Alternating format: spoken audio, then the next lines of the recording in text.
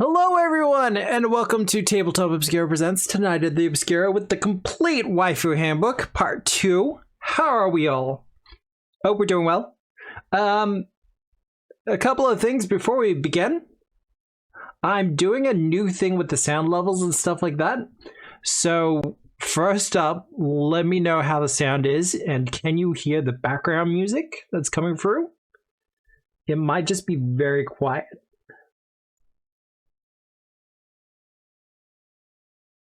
Which is kind of fine if it is. You can hear the background music? Excellent. So, that does bring me to my first point. If you're watching the VOD of this on YouTube and you're not hearing the background music, everything is going according to plan. I might have lined up an editor to kind of edit down some of my longer VODs into more accessible, shall we say, time increments, but the kind of deal for that was to make sure that the background music would not be in the recordings that I give them, which is fair enough. I've been meaning to do it for a while, so we have it on different tracks, so everyone on stream who's watching this for Twitch should be able to hear the background music and should be able to hear me just fine, and on the VOD you probably won't hear the music. Sorry. But for those who are interested, Video Game Study Lounge, as always. But tonight, we're doing part 2 of the Complete Waifu Handbook. Which I did the first part of it before we kind of went into December and the whole December break shenanigans that kind of goes on with all that. So this is kind of marking the return to regular streaming and, you know, just the new year and stuff like that. If you missed the last VOD, I've put it in the chat a little bit further up. We basically just covered the ancestries. But for those who are new here, this is a Complete Waifu Handbook. I kickstarted this a couple of years back, like a year or two, I think it was at this point. And it's a unique little third-party product because it has the rules for D&D 5th edition, Pathfinder 1st edition, and Pathfinder 2nd edition, all in the same book. Formatting wise, I think it's very interesting, and it went for an interesting choice. But surprisingly, the Pathfinder side of things does, like particularly Pathfinder 2 side of things, feels very good.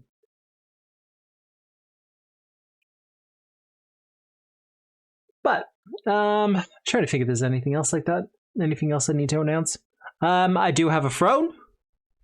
If you're interested in supporting the stream a little bit further beyond just kind of watching, lurking, commenting, and all that other fun stuff, you can jump onto my throne. I've got a couple of crowdfunding goals on there. Each one kind of will just help out the stream in the future to kind of keep on doing what I'm currently doing.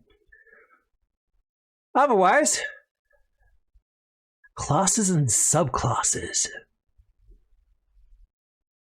Still, it amazes me. We did, what was 3 hours for the last stream, and we only just got through all the ancestries. I had to warp speed for the last one or two, and I'm not sure. The classes and subclasses do look like it won't be as much, but we'll see how we go. Otherwise, I mean, let's just get to it.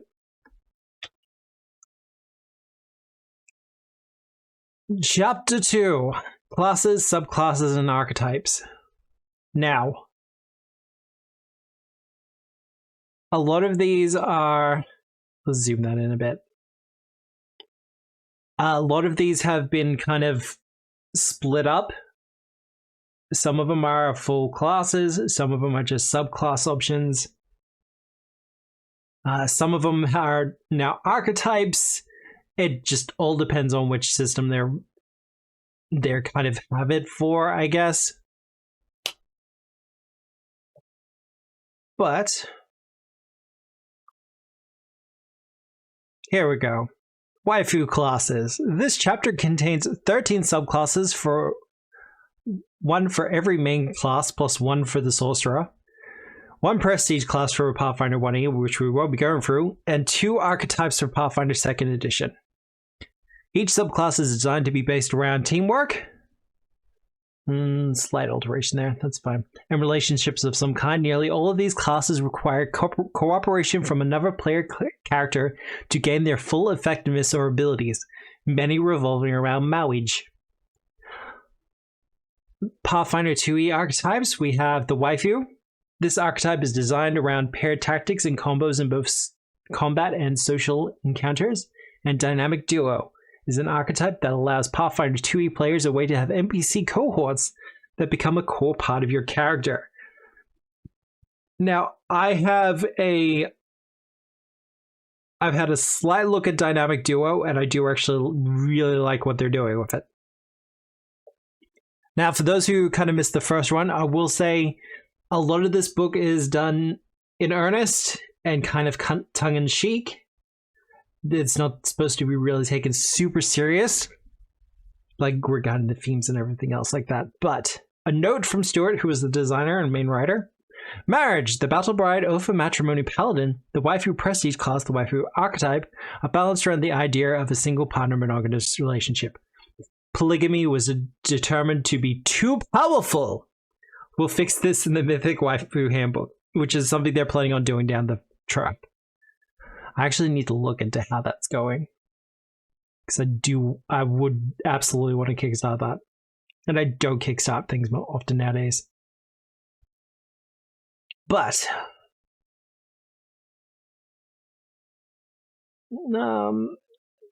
8. That's the 5e Barbarian Protector. Here we go. The protective instinct for the Barbarian. Let's actually go up to there.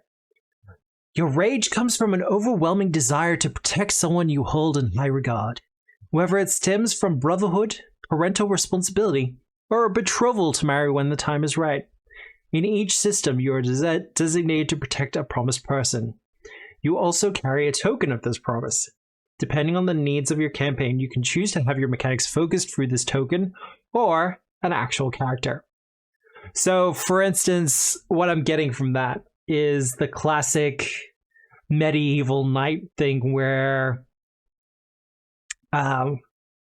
you'll get a token from a maiden and you hold on to that, or you're given something before you go off to war. I can really dig that. Now, let's go into the actual protective wing. Choose a single PC or NPC to be designated as your promised. You carry a special token given to you by your promised called a promised token. Anathema. Not doing your best to prevent your promised from being reduced to 0 hit points. Your promised token becomes lost or destroyed due to your negligence, or betraying your promised is anathema. Instinct ability. While raging, if a hostile creature is within 60 feet of your promised, or you have your promised token, then you increase the additional damage from rage from 2 to 4.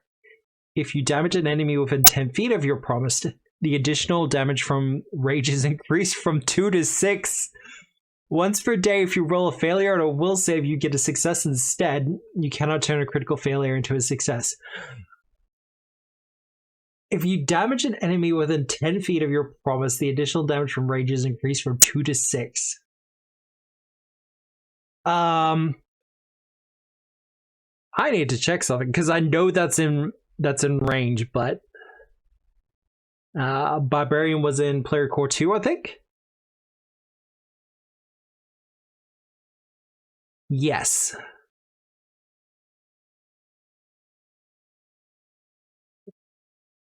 We're going to skip Animal Instinct. I know what I'm going for. Fury. Deep Imperialist. You use your rage as you choose. Increase the additional damage from rage from 2 to 3. 3 to 7.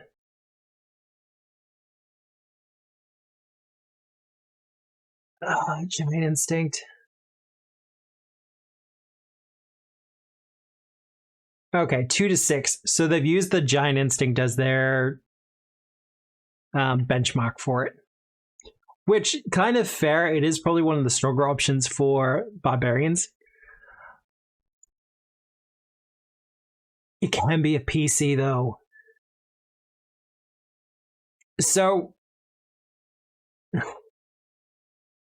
I don't think this is out of band, but it's very easy to get that going, especially if you're in a game that's kind of already themed around this idea. Because getting you're promised as a PC would be pretty easy. Like, super easy. As long as you kind of talk with the other player involved and everything else like that. You could get some huge damage combos off of that. Especially if you like pair up with a champion or something, because this is for Barbarian.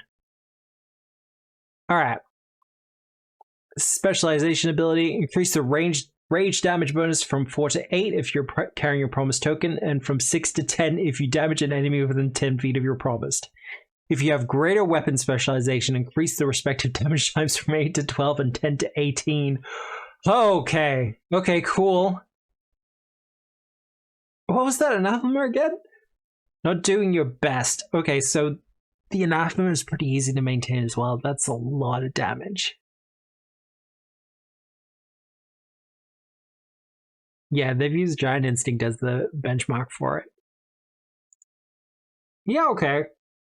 Raging Resistance. You resist mental damage as well as the lost damage type dealt to your promised. Oh, okay. Okay. Oh, I like that though.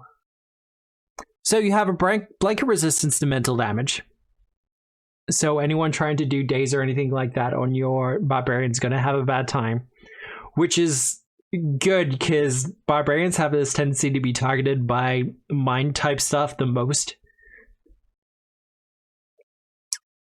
But as well as the last damage type dealt to your promised. Once again, this would be like if you have your promised as a champion next to you in battle. Oh man, I love it. The imagery with it alone would be amazing. All right, the Barbarian feats. I want to live. This is reaction. Feat 8, Protective Instinct, of course, once per hour. Trigger, you would be reduced to 0 hit points, but not immediately killed. You have someone at home waiting for you to return. Oh god. Attempt a fortitude save against the attack DC of the triggering strike. You take a penalty to this check equal to twice your wounded value, if any. If the triggering attack was a critical hit, use the result 1 degree of success worse than what you rolled. On a critical success, you avoid being knocked out and remain at 1 hit point. Success, you avoid being knocked out and remain at 1 hit point, but you increase your wounded value by 1.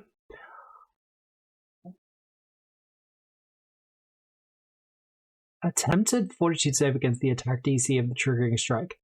Okay, so I know what they mean here. This isn't done often in Pathfinder 2nd edition, but I do understand what they're getting here. And this is an easy way to do it. So usually it would be against the class DC or spell DC, whichever is higher of your enemy. Or they'd establish it as something else. But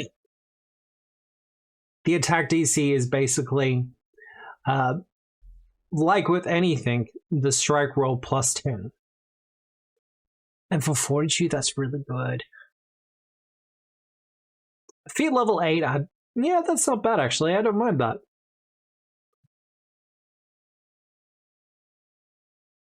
Yeah, okay.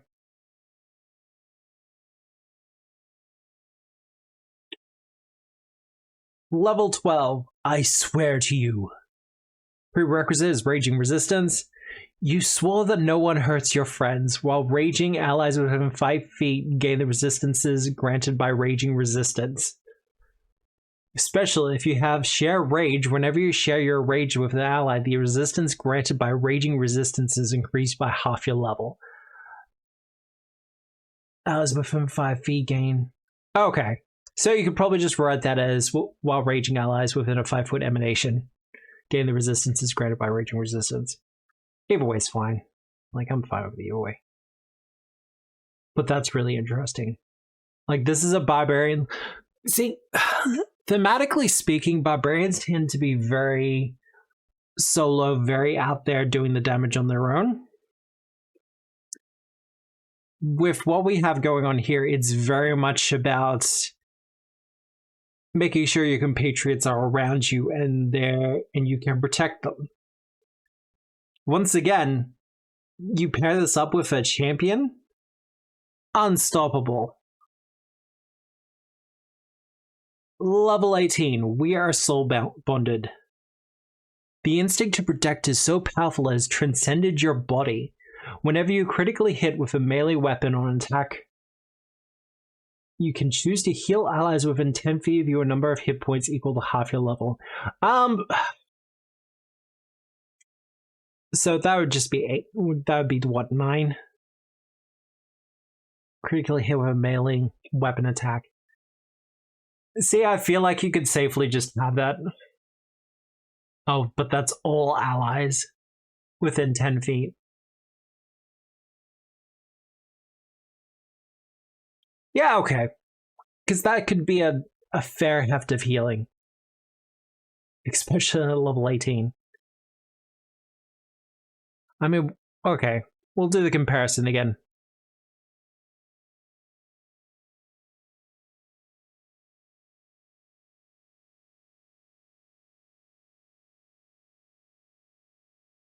Alright, brutal critical. Perfect clarity. Yeah, alright. So it's about right.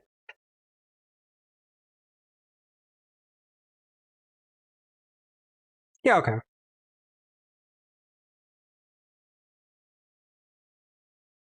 Alright. But that's pretty much it for the Protective Instinct Barbarian. There's never really much to a Barbarian subclass. I kind of want to go for the equipment as well, because the equipment in this book is fun. But Federal Nekomata Protag Bard. Bard subclass the Protag. Countless jokes in universe and out mention the amorous and ever-loving Bard, making their way across the multiverse, betting and or befriending everyone in their path. This subclass utilizes the power of that skill. This subclass focuses on turning your allies into your special someones. These special someones will be granted unique and random actions whenever you grant them buffs or inspirations. This class can also be played defensively with reject advances. Okay. Alright.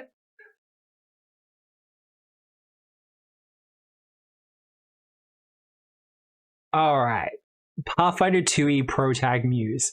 Your muse is a romantic, stoking you to great acts and displays of romance. If your muse is a creature, it might be an incubus or another amorous bard. If a deity, it might be the dragon bride. As a bard with a Protag muse, you embody the loving bard, making their way across the multiverse, betting and or befriending everyone in their path. You gain the special someone feat and add agitate to your spell repertoire. You also gain the reject advances reaction. Now, I do want to stop for just a second, because agitate is an interesting spell that gets ignored a lot. Is it still in Alarm, Air Bubble, Aerial Form, Acid Grip? No, it's not in Player Core 1. I don't think. Well, maybe in Player Core 2. No, it's not there either. Agitate is an interesting spell. What it does is it forces people to move. If they do not take a move action on their turn, they take mental damage. So once your frontliner, for instance, is engaged with the enemy, you cast agitate on the enemy, and the enemy either has to be wasting an action every turn, moving or stepping, or takes the mental damage. It's really trippy, and I really like it. And the mental damage is pretty good as well. But reject advances the reaction. Auditory linguistic bard, that's pretty standard. Trigger. A creature targets you with an attack and you can see the attacker.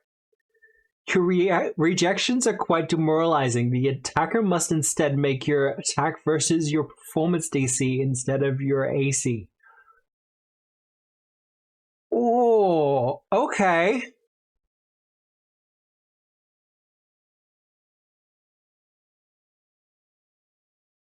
All right.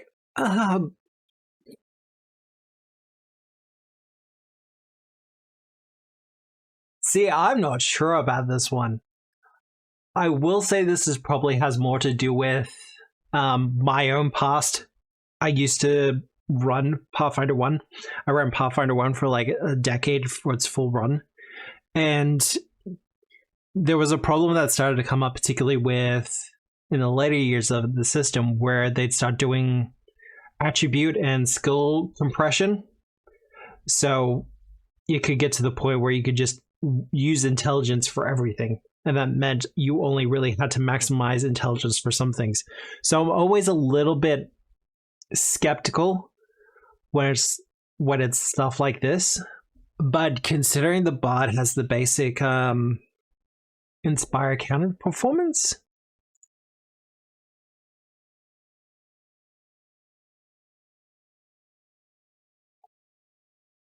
where is it? Oh, it's a focus spell, isn't it? I really wish they'd keep the focus spells with the class itself. Yeah, counter performance. Roll a performance check for a type. If you know it, it must be an ordinary. In this action, gains the traits. You and your allies in the area can use the better result between your performance check and the saving throw.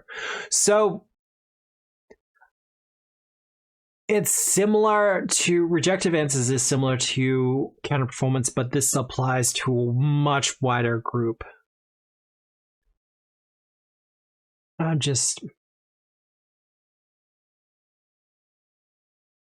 would probably make that a focus spell.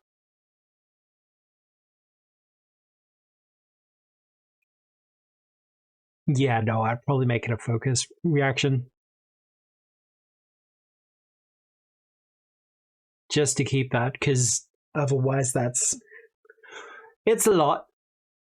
Doting support. You are an amazingly supportive friend and ally. You'll learn the doting support composition cantrip. We're gonna have to be bouncing around a lot, aren't we? No? Oh, they put it in a different section of the book. No! I was hoping it would just be at the end here, but it's not. Okay. We're on page 102.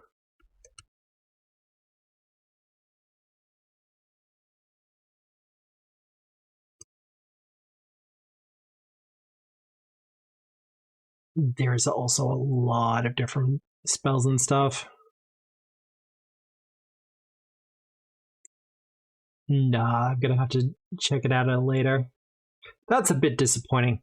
As a personal thing, I prefer to have the focus spells in with the class just to reduce the amount that you're having to flick through the book backwards and forwards, and even on PDF. And it's one of the unfortunate things with this particular PDF that it doesn't have any of the bookmarks. So from a formatting perspective, it's painful. But special someone. Your love for your friends and allies comes through your spells and compositions. During your daily preparations, you designate a number of creatures equal to your charisma modifier. So usually at first level, that'd be 4 people. So that's your entire party. A special someone can be family members, best friends, romantic partners, or simply your fascination for the day. They gain temporary hit points equal to your level that lasts for 24 hours or until your next daily preparations, whichever comes first. Okay, so it's just 1 to 20. It's an extra little bit of... Yeah. Yeah, no, I'm down with that. That's fine. Like, at first level, you'll probably not even feel that. Well, actually, no, at first level, if you don't have the hit points, you're absolutely feeling that. Yeah, I'm down with it. Special, at 14th level, you may use your Reject Advances ability whenever one of your special summons is attacked and you can see the attacker. See, that's really nice. I do like that. I'm still unsure whether to have that as a focus spell or not, truly.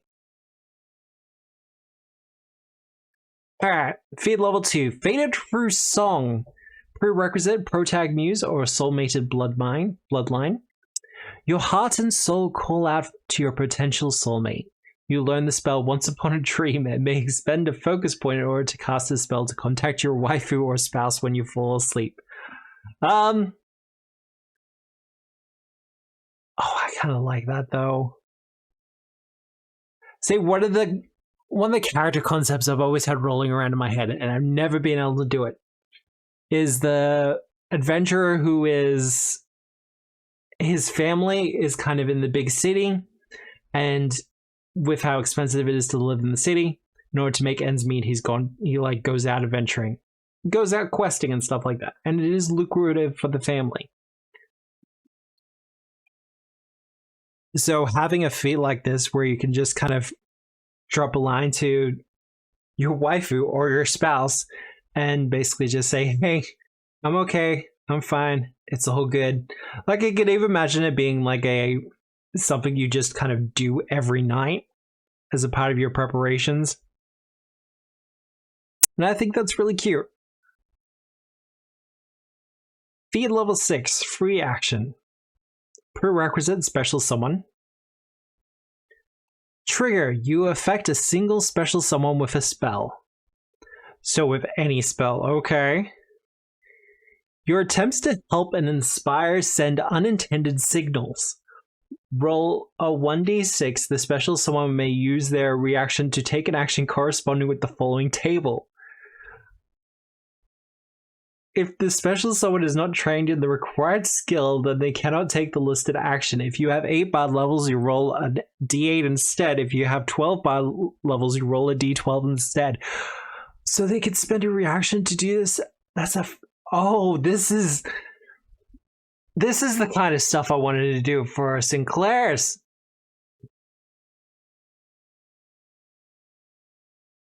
Because as...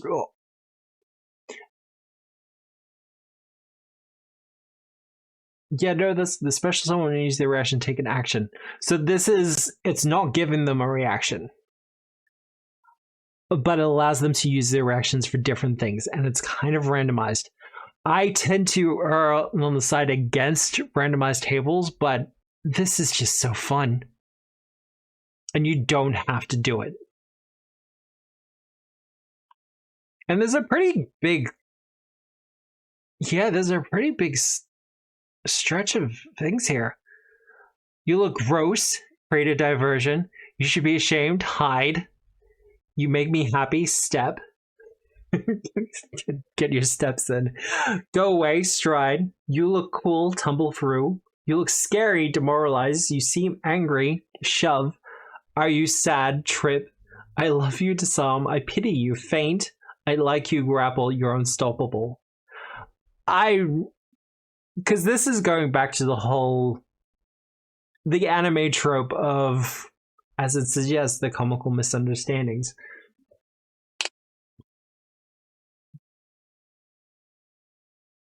You affect a single summon with a spell. Yeah. Yeah, no, I do like that, actually. Because they don't have to do it. I'm going to check, but... Harem! Here we go! You are now a master of love and communication, and there are no longer any misunderstandings between you and your special summons. The number of special summons you may have is now half your level. Instead of rolling on the comical misunderstanding table, the special summon may select which action they would like to take. That is great for an 18th level feat. One thing I would probably write in around level 10, level 12, have a class feat that allows you to get a free reaction, or not a free reaction, to grant one special summon a free reaction once per round in which they can do the special comical misunderstanding thing. And that would just round out the entire subclass perfectly. I do like this a lot. I'm not sure how else I would build on it, and I don't think you really need to. No, I just really like that. That's good. That's good. Good.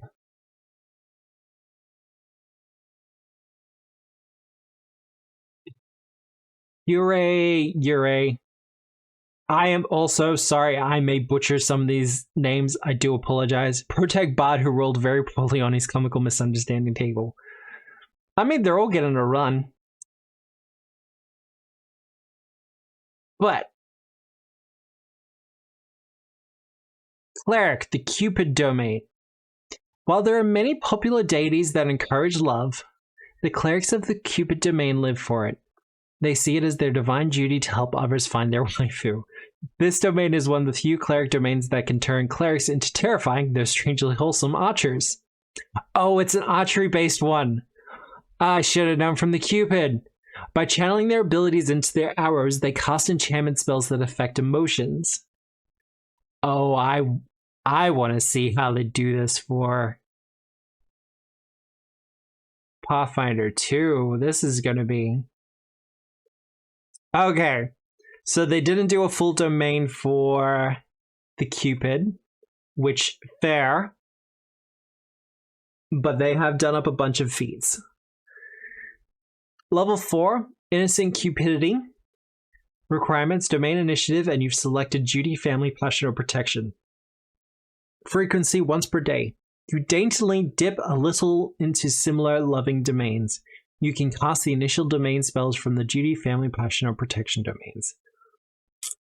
Yeah, okay. That will probably have to be updated for the remaster, but once again, that's not a big issue there. Shoujo domain, prerequisite, you worship a deity with the passion domain.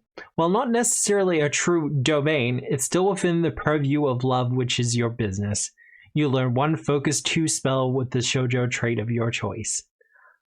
So those will be in the spell list. We'll see if we... Because I'm going to be doing the 1 hourly breaks tonight just for Twitch. Because I forgot... I forgot to do commercials. So we'll do the commercials on the hour. But if we have the time, we will go through some of the spells as well. But if all else fails, and we can only really get through the classes and archetypes tonight, I do want to do one more stream where we go through, well, maybe one more stream, where we go through some of the spells and equipment. Because they got some really interesting design things going on as well, which I'm really enjoying. Agent of Love, also level 4. Both communication and archery require precision. You learn one new language and become trained in diplomacy. If you are already trained, you become an expert in diplomacy. You are trained in the longbow and heavy crossbow. For the purpose of determining your proficiency, these are simple weapons. You gain the Cupid's Quiver action. Oh. See, this is...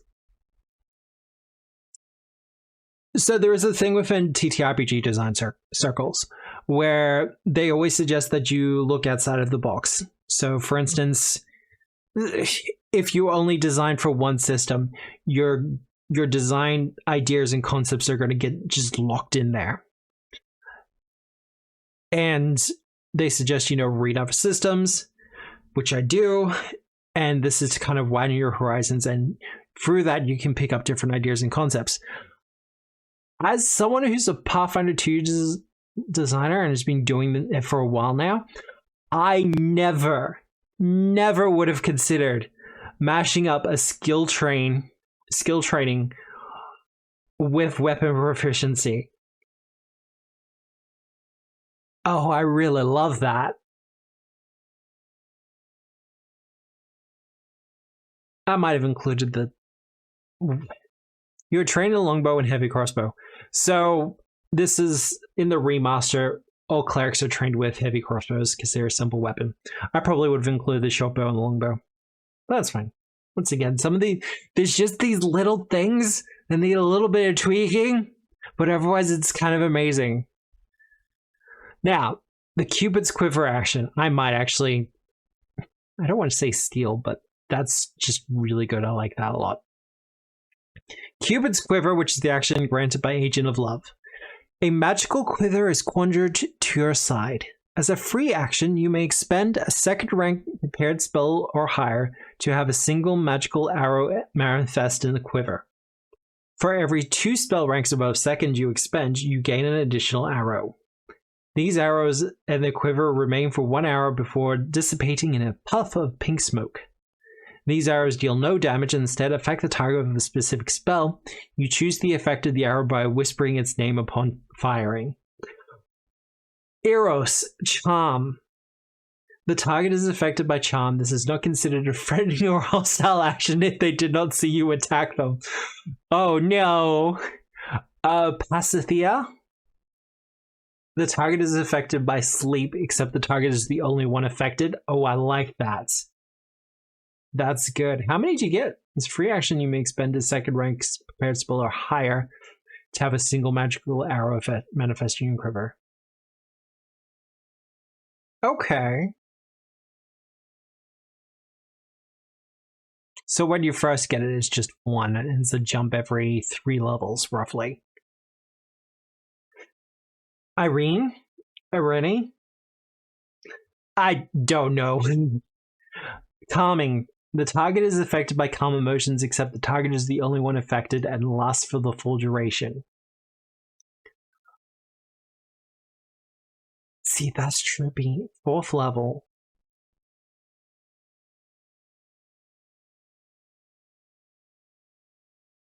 This is not considered a threatening or hostile action.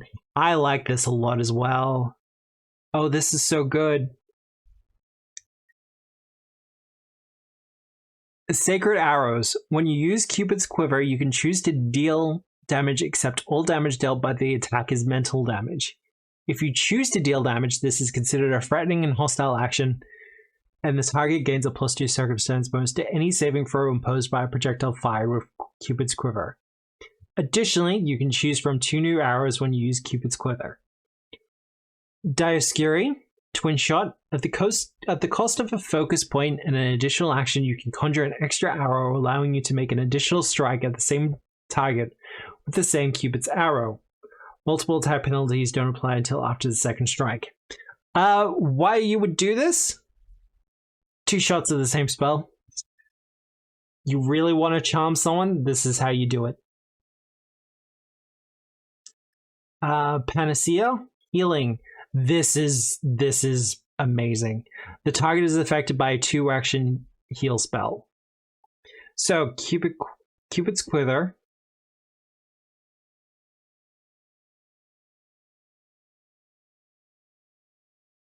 So for 2 actions, you fire off a 2-action heal at someone. Now, for context,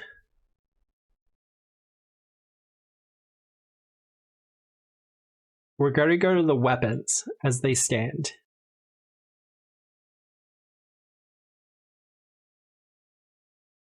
We want martial ranged weapons. So we're probably just going to do it with the longbow. So your 2-action heal is usually 30 feet. For 2 actions, this gives you 100-foot range.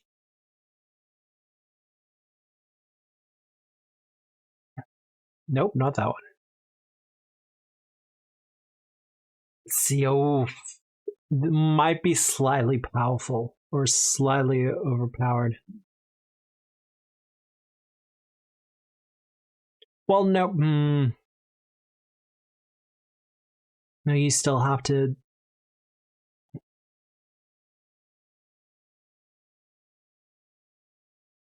Because what this is it's very select spell shapes. Particularly, it's very specific. What is it? Reach spell. The spell shape for that.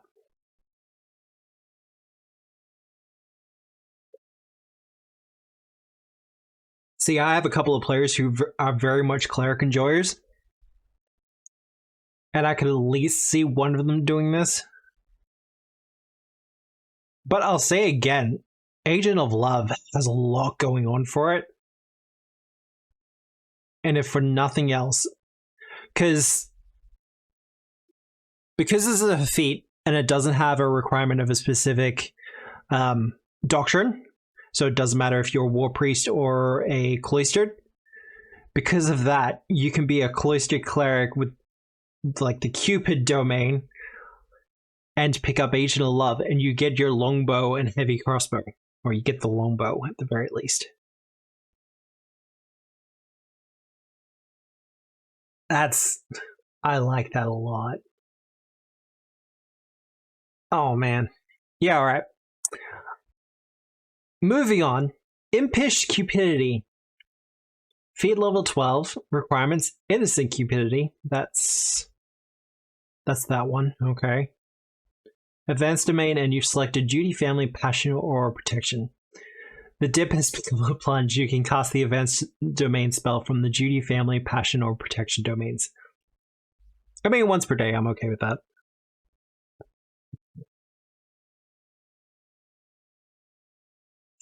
On Wings of Love, also level 12.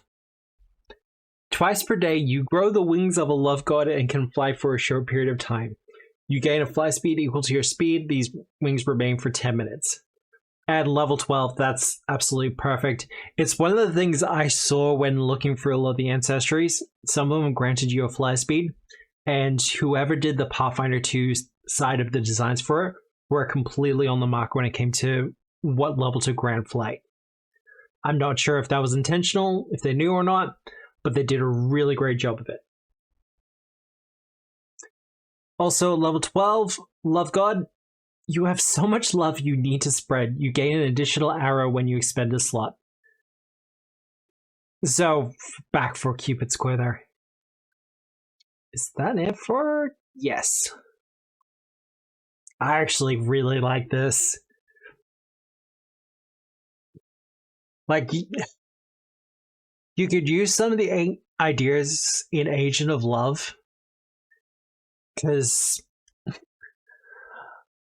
one of the concepts that I hear coming back for a cleric over and over again is the holy gun. You know, the priest with, like, Wilfred from Trigun, who has their cross that's also, you know, a gun. And it's something that I hear people going for a lot with clerics, or at least wanting to, but there's no real options. I had never considered to do it up as a feat, but now that I'm seeing someone else has done it, it just makes a lot of sense. And I really like it a lot. I do have... We are doing stuff with the cleric for Black Powder Magic and Plot. I wonder if I could slip it in. We'll find out. Next subclass. Circle of the Consortium. I think this might be a in-world or in-universe thing, but here's our Florinth. This circle is a cult of druids formed on free love and open relationships, having multiple lovers and consorts. Okay, so consortium as in a group of consorts. Okay, okay. The consortium is large and powerful since they draw wisdom from all different walks of life, not just those that commune with nature. Consortium druids form small circles with their party members and are capable of casting spells outside of their class by using their fellow circle members as conduits for their own spells. They also can quickly heal small injuries to their consorts in their circle, even teleporting to them in times of need. Okay. That's fine. Nepotism, that's terrifying. 1E, Pathfinder 2E. Consortium Order. You're a member of the Consortium, a group or cult that synergizes their power by creating a web of life force to develop feedback loops of magical energy. Order skill, Arcana. Okay. Druid feat, Druid consorts, order spell, Nepotism. That's just fun to hear. Anathema. harming or betraying a member of your consortium, or using your powers to manipulate or control unwilling creatures. I know a particular player who might struggle with that. Feats. Druid consorts. Although often composed of your fellow druids, you found a consortium can even be stitched together from a group of companions without formal training. Each day, as a part of daily preparations, you may designate a number of willing creatures up to your wisdom modifier to be a part of your consortium. So this is similar again to Bard with their special summons. These creatures must be your level or lower, and you must have some level of familiarity with them, usually by having traveled together for at least one day. You gain the Consort's Call free action. Once per day, you are within 120 feet of a consort. You'll begin your turn and have no focus points in your pool. You call upon the name of a consort, and your connection with each other restores your connection to the earth. You instantly recover 1 focus point. Okay. So, desperate prayer once per day. I'm fine with that. That would be absolutely buck wild on Druid, though. Level 4, Consortium Magic. Your Consortium connection allows you to share magic. If your next action is to cast a spell from a Druid spell slot, and the spell has a range other than self, the spell can originate from you or a consort within 60 feet. So, that's a spell shape for bouncing, but you can bounce off of other players. Ooh! Or NPCs, sorry.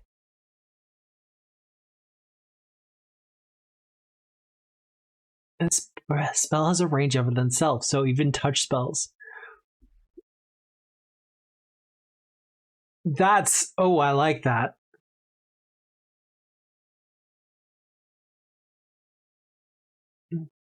So, for instance, you're using something like... one of the members of your consortium has natural weapons. You can use Runic Body on them, which is usually a touch. Oh, even if it's just 30 feet. This means you can use it up to 60 feet away. Conversely, from a Druid spell slot, so not a cantrip. So even if you do Chain Lightning, you can start the Chain Lightning off from 60 feet away from you, theoretically.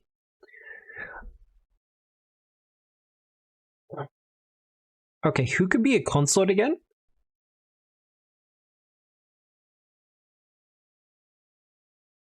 These creatures must be your level lower, and you must have some level of familiarity with them, usually by having traveled together for at least one day. You gain the Consort's Call free action. Now,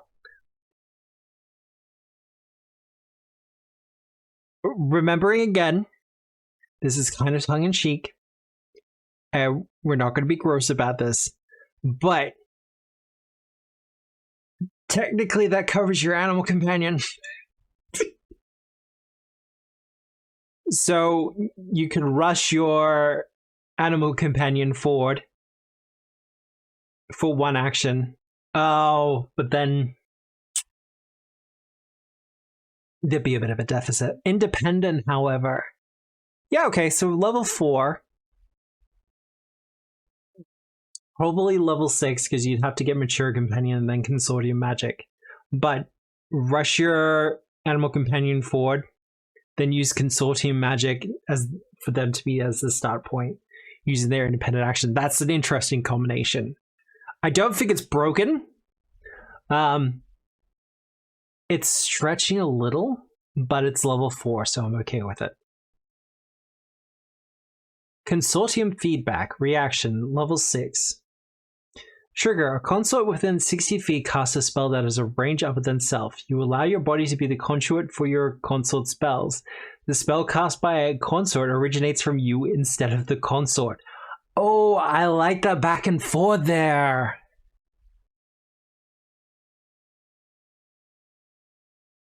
Oh, I actually really like that.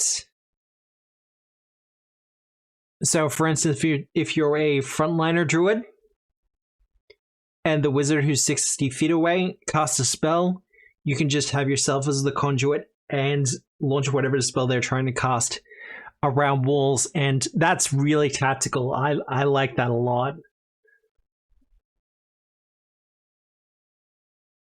Consortium Connection. Your intimate knowledge of your consorts allows you to cast their spells. Level 8. Okay. Choose a consort that can cast slotted spells using a tradition other than primal. During your daily preparations, you can choose a spell one rank lower than the highest rank you can cast that's prepared by the consort or in that consort's repertoire, and prepare that spell in one of your druid spell slots. You cannot prepare the chosen spell using a spell slot of your highest spell rank. Okay. Ooh. Cannot prepare the chosen spell using a spell slot of your highest spell rank. So if you can cast... This is level 8, so we'll assume spell rank 4. So if you have access to rank 4 spells, you could potentially put a rank 3 spell from a different tradition in there. And that would include an Arcana. That would really blow open some options. Like, it's only the one spell, but still, that's a lot of options there. But at the start of this chapter, they said, like, all the classes, like, all the class options, all the archetypes are based around the idea of, you know, working together as a group or a team. And they're not fucking kidding. Level 10, Extended Care. Whenever you cast a spell that heals a consort, you heal an additional amount equal to half your level. Perfectly fine. Additionally, if the consort is confused, fascinated, fatigued, or frightened, you may choose one of these conditions.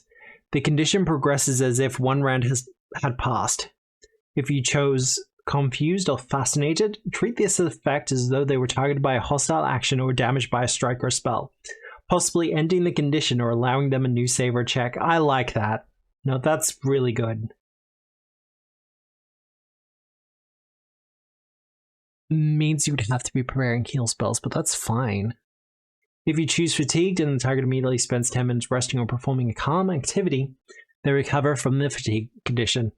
That's... Fatigue doesn't come up often in Pathfinder 2e, but I like that that's there. Share the Love. Feat level 12. Reaction. A consort's turn begins and a spell they've cast with a duration of sustained is active on you. You are not fatigued. Choose one spell cast by a consort with a sustained duration that is in effect on you. You sustain the spell on their behalf. Oh, wow. Sustaining on behalf of a... See, options like this is the kind of thing that I love. Like, for the Almanac, I did an entire section on teamwork feats. But this is the kind of stuff where I like that so much. Like, just being able to help out your comrades by being like, hey, I have a spare reaction. You know what? I'm going to sustain that spell for you instead. So you don't have to, my dude. I know it can only be like something affecting you, but that's still really cool. I can imagine that with haste or something. Level 18. Got your back. Frequency, once per day. A consort within 120 feet is targeted by an attack. Your consorts have answered your call so often you feel it impossible to not want to protect them. You teleport that consort to a space adjacent to you as a reaction from 120 feet away. I really like that. I think if I was going to say anything about the subclass, I would kind of like to... I'd thicken up the flavoring for it a bit more.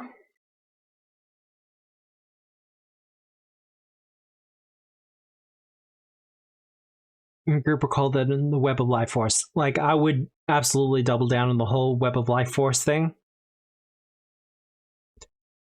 Not to the point of changing the order skill to healing or something like that, because I feel like Arcana is an interesting choice and it's fine where it is. But just kind of doubling down on that whole, you know, we're all connected kind of thing. Otherwise, though, I love some of the concepts they're coming up with. Aha! This is the Battle Bride subclass for the fighter. The Battle Brides have learned that armor does more than just protect the body. Their armor is a symbol to their friends that hope remains. The role of a Battle Bride is to remind their soldiers of someone worth fighting for. Aww. Battle Brides utilize rallies which have effects similar to body performances, but are used to affect a large number of allies. They fight in armored dresses, which can be adorned with bridal flowers that grant them passive bonuses. Both deadly and beautiful at high levels, they can go on deadly sprees, eliminating multiple targets in quick succession. I'm super keen for this. Okay, that's 5e. Don't care.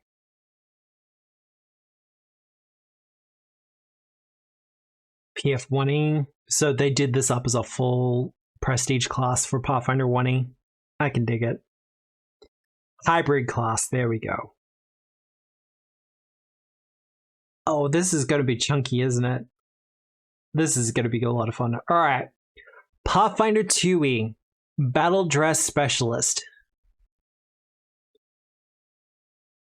So it's just going to be a bunch of feats. That's fine. Level 4. Your presence in your armored battle dress reminds your friends and allies of simpler times and serves as a symbol of what you're all fighting for. You attain a level 6 rune with the battle dress trait and the martial dedication as a bonus feat, but you must select diplomacy to be increased to expert.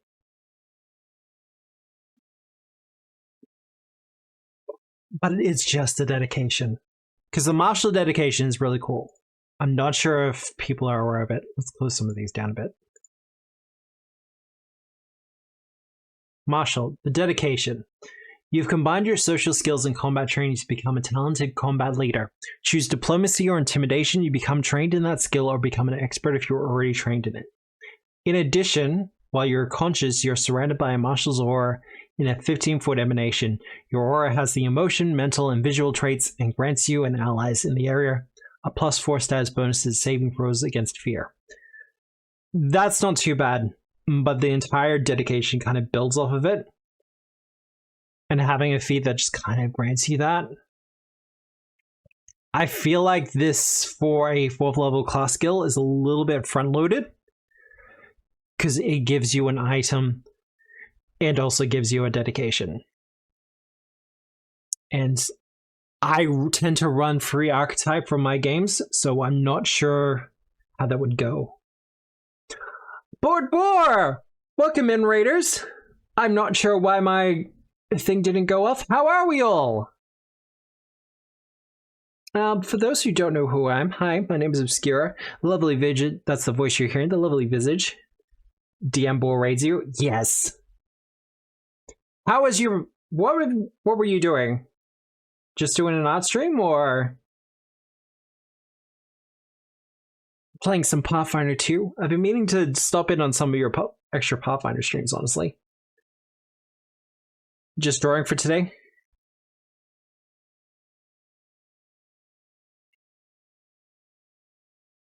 Well, for those who are unaware and who are just joining us from the raids, welcome on in. My sessions will resume on Thursday. Yeah, unfortunately took a break for the holidays. I think everyone took a break for the holidays, either intentionally or not. But for those who aren't aware of what we're doing here, page 117, we are currently reading through...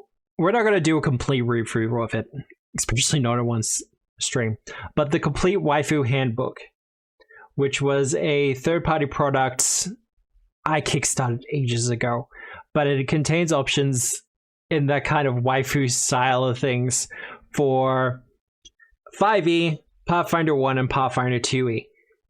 And I've been really impressed by the quality of a lot of it.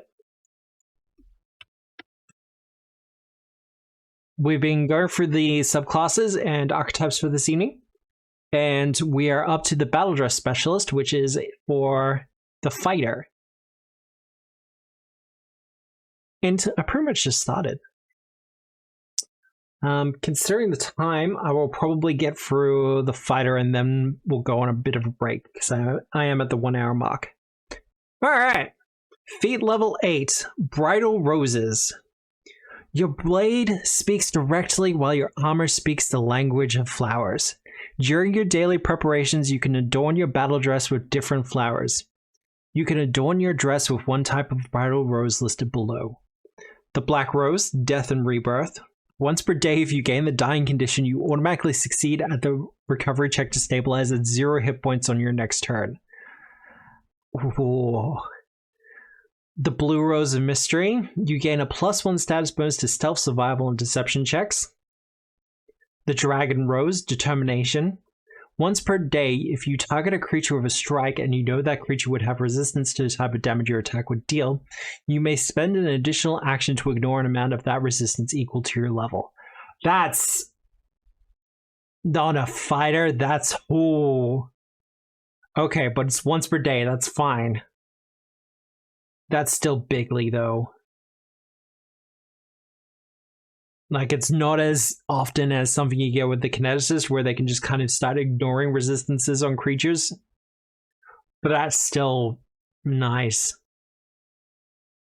Green rose, growth. You ignore difficult terrain. I would probably specify non-magical difficult terrain. But that's just kind of a... Ivory, grace and charm. You gain a +1 status bonus to reflex saves. Yeah, that's fine. Lavender, enchantment. Once per day, if you are fascinated or stunned, you may end the fascinated condition on yourself or reduce the stun condition. So, no one's ever going to grab lavender. Gotcha. Nettles, defiance. Whenever you're damaged by a melee attack, the attacker takes piercing damage equal to half your level. See, that I like. What is this, level 8? Yeah. So they're taking 4 damage every time you attack. They attack. This damage increases to piercing damage equal to your level if the creature has you grabbed or restrained and you're damaged by it. I actually prefer that kind of wording to what they typically have for something like Armored Spikes, where it's like they critically fail to hit you with their melee attack. Now they're going to get a little bit of damage. I much prefer that. Orange Rose of Energy. You gain a +5 status bonus to speed. God, what we needed, faster fucking fighters. The Peach Rose of Gratitude. Once per day, if an ally heals you, you are healed an additional amount equal to your level. That's great. That really is, especially if you have a cleric in your party. The Pink Rose of Sweetness and Elegance. You gain a +1 status bonus to fortitude saves. There's... guaranteed there's going to be one for Will in here somewhere. Oh, no, I was wrong. Okay. The Red Rose of Love. Once per day, if you are within 30 feet of a creature benefiting from a Heart Bond ritual. The Heart Bond ritual is the official ritual that Paizo did up for marriage ceremonies. Either you or they may reroll a failed check or saving throw. See, that's just cute, though. The Yellow Rose of Joy. If an ally within 5 feet is frightened, you may spend an action to reduce that condition by 1. Just because I have seen a bunch of feats that allow you to do this as a reaction, I would probably allow that as a reaction as well. So if an ally within 5 feet is frightened, you may spend an action to reduce that condition. You may spend an action or reaction to reduce that condition by 1. You'd have to extend out the wording a little bit, so I understand why they didn't. The White Rose of Purity. You gain poison resistance equal to half your level. Bouquet Toss. Level 10. Exploration, so you can't do it in an encounter, once per day. You spend 1 minute performing a special ceremony with as many allies as you wish, minimum 2, which lasts 1 minute. Choose a bridal rose. You toss a bouquet of whichever bridal rose you made to all participating allies who must choose shove, squeeze, create a diversion, request, demoralize, or steal, and then roll contested checks based on the selected action. It's a small thing, but contested rolls don't really exist in Pathfinder 2 anymore. But considering, I would absolutely allow it. The ally that rolls the highest on their check catches the bouquet and also gains the benefit of the selected bridal rose for 24 hours or until you use the bouquet toss again, whichever comes first. Oh, that's great.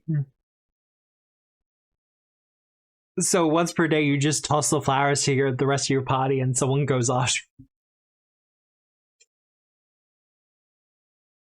A bouquet of roses. You master the art of flower decoration. Increase the number of bridal roses you can place on your dress to 3 at level 14. That's amazing.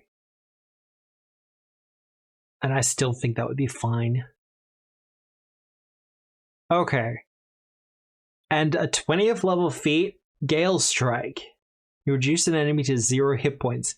You stride then strike, or strike then stride. During performing these actions, a trail of flower petals matching your bridal roses or bouquet of roses trail behind you. That's... I love that. That's really thematic, and you would rarely see it as a 20th level feat. But as a 20th level feat that compresses 2 actions to 3, that's really good.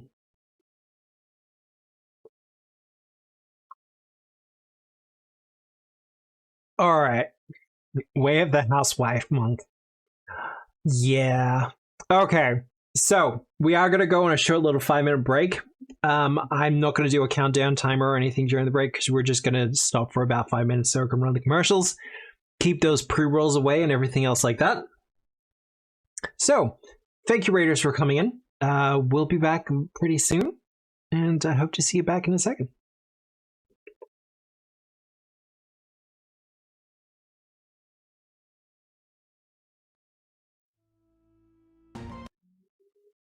Hello, everyone, and we return. The ads should be over at this point, hopefully. They should be good and done. But, welcome on back. We're going to be continuing through the Waifu Handbook and the subclasses therein, and we are up to what I believe to be the Housewife Monk. Monk, Housewife. Homemaking and wifecraft are serious business. Housewives use their household items as improvised weapons on not just against dust bunnies, but also against anyone foolish enough to invade their home. Housewives have a unique martial art utilizing intimidation to cause others to submit to their authority. They can fight with common household tools, stun or incapacitate with a glare, or charge like a juggernaut through those in their way. Their deadliest ability is their ability to reach through to your heart, both literally and figuratively. Now, it is said elsewhere in the book, but they sometimes use gender terms, but you are more than welcome to apply whichever gender you wish, whatever that may be. And considering that, I mean, the Way of the House Husband is absolutely an anime, and it's amazing. But 5e, yeah. We're going to be skipping all the way down to Pathfinder 2nd Edition. The Pathfinder 2e Housewife Stance. You enter the stance and mindset of a prepared housewife that's 100% done with your shenanigans. So it requires you to be trained in intimidation and monastic weaponry. While you are in this stance, frying pans, chancla, I'm not sure about that one, and common weapons in the knife group gain the monk trait, and you gain a +1 circumstance bonus to intimidate checks to demoralize. Oh, I like that. I feel like that should have an action associated with it, though. Just gotta quickly go to the monk, because I want to make sure I get that right.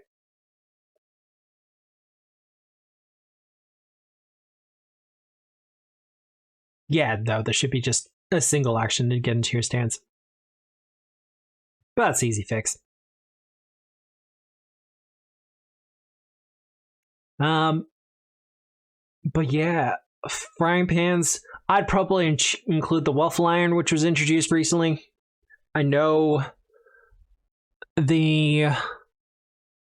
Treasure Vault had the frying pan, which is technically a halfling weapon, but this would include that.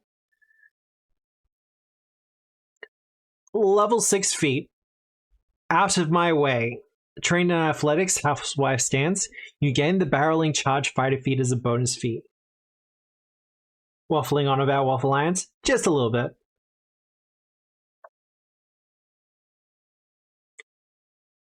You gain the barreling charge fighter feat as a bonus feat. Barreling charge. Hello, fighter.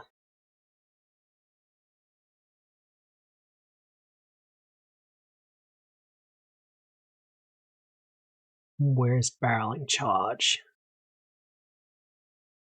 There it is. You rush forward, moving enemies aside to reach your foe. You stride, attempting to move through your enemy spaces and make a melee strike roll. Roll an athletics check and compare the result to the fortitude DC of each creature whose space you attempt to move through during a stride, moving through their space, or on a success but ending your movement before entering their space on a failure. You can use barreling charge to borrow. Yeah, that's all the other stuff.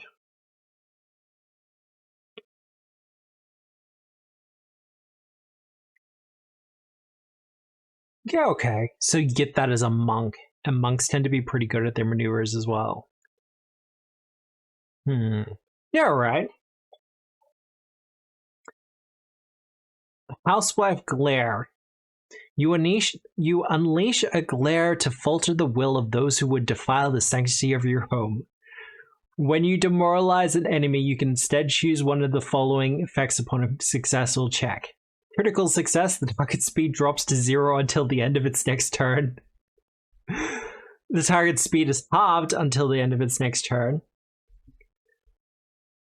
Critical success, the target is off guard and frightened 1 until the end of its next turn. Success, the target is off guard until the end of its next turn. The formatting for this is a bit jarring, but that's mostly because I'm used to Paizo's way of doing things. Knocks prone and stunned. The target is knocked prone. I do like an enhancer for demoralize.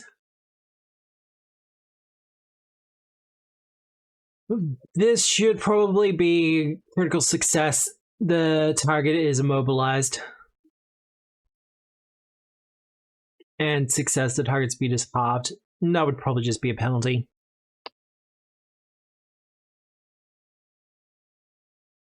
But that's actually a pretty easy fix.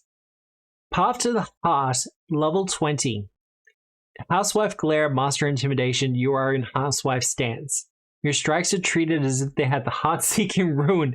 If you roll a natural 20, you can instead choose to target a vital organ rather than a head. If you do, and it succeeds on its save, the target is dealt an extra 10 piercing damage, 10 persistent bleed damage, and is drained 2. If the target fails on its save, it still dies. So just rip the heart out.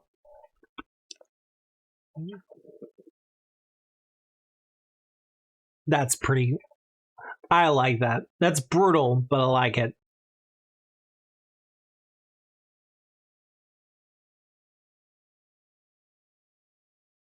The Oath of Matrimony Paladin. Paladins are individuals who devote their entire being to a cause. Some dedicate themselves to the destruction of evil, the growth of a church, or law and order. Most people get married at least once during their lives, but few take the oath of matrimony. These paladins guard their spouse like a knight guards their king. For some, their spouse might actually be their king. So, rolling back to our Protector Barbarian. So, Protector Barbarian with Oath of Matrimony Paladin. I can dig that. Oath of Matrimony Paladins are dedicated to protection and defense rather than eradication. Their vows provide support, and their auras grant greater protection than other paladins, especially to their spouses. This will be interesting for champions, because the champions of Pathfinder 2nd Edition have very much a more defensive and support role than paladins do on 5e. So let's skip down. Pathfinder 2e Champion Oath.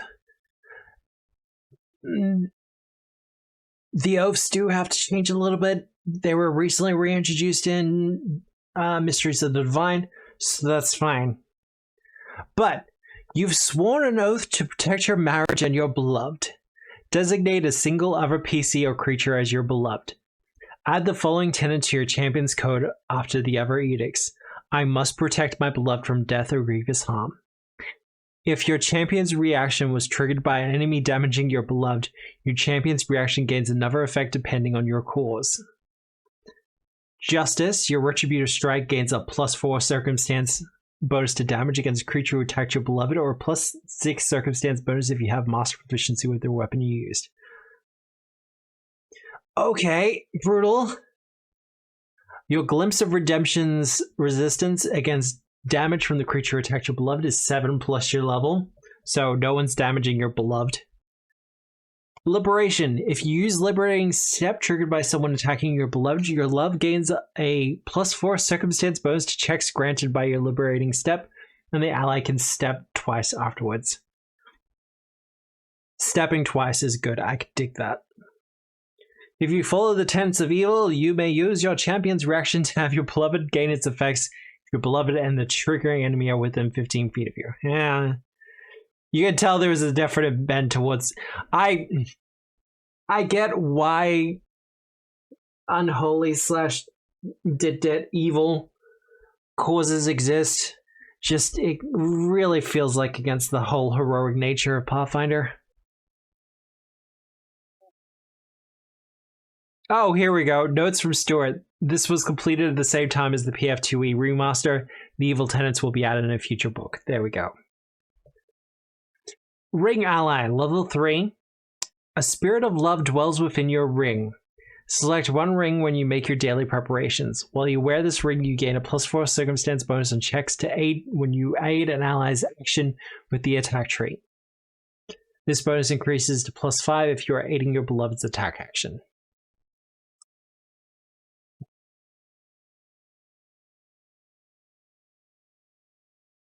Okay, so it's just an extra bonus if it's your beloved as opposed to just an ally. That's really good. I think the only problem there is champions are already pretty stopped for reactions, and in order to properly aid, you have to prepare to aid, which is an action on your turn, and then use the actual reaction to aid. So unless there's something to patch that, it's very strangled for reactions. Level 8, Provider's Vow. Ring Ally. You love and support your spouse in all things, not just the convenient ones. Aww. Your circumstance bonus and checks to aid now applies to all actions instead of just actions with the attack trait. Amazing. That's a pure boost on the level 3? Oh, because it's granted as a subclass thing. That's why it's a little bit different. So I know it would kind of break the ordering and stuff like this. Ring Ally should technically be before Oath of Matrimony, but that's just a small thing.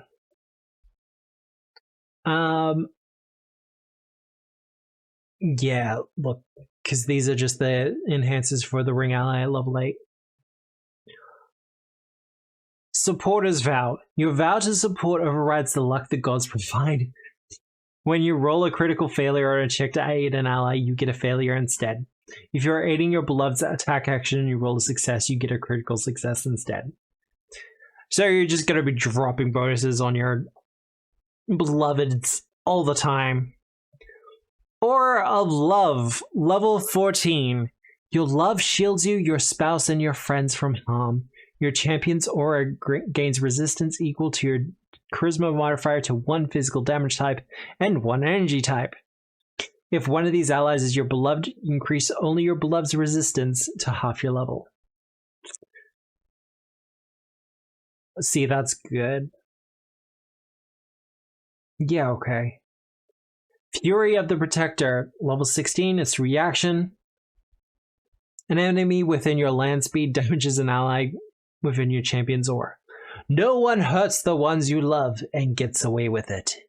You stride and then strike against the triggering enemy, ignoring difficult terrain. If the damaged ally was your beloved, the strike deals extra damage equal to half your level. That's a lot of damage. Especially if that goes onto a crit. Ooh.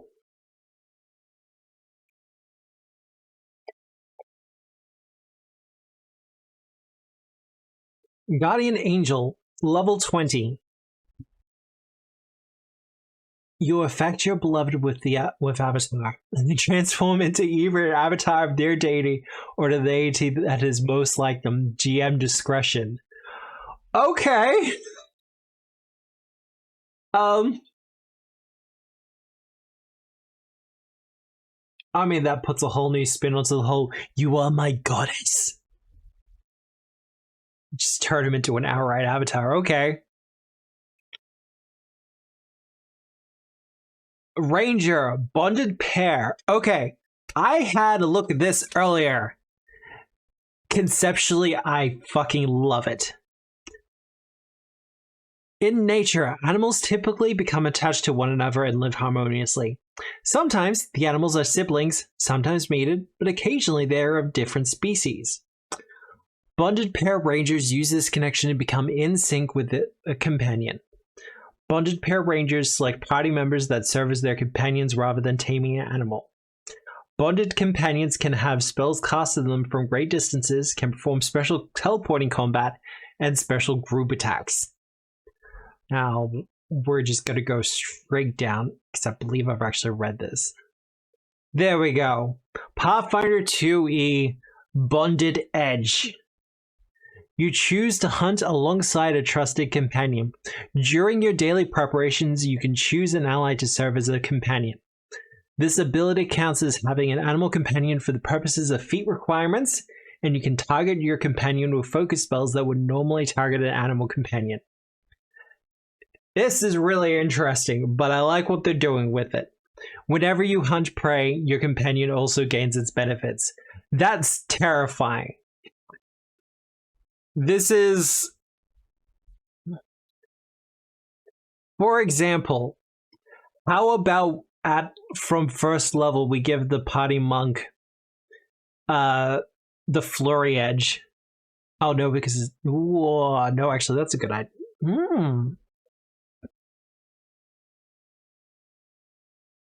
Additionally, you gain the Initiate Warden feat, but you must select Heal Companion, and you may target your companion with that spell. Okay, yeah. Okay, so it does have some self-tuning in there. Because it's not the Flurry Edge, it's Bonded Edge. Okay.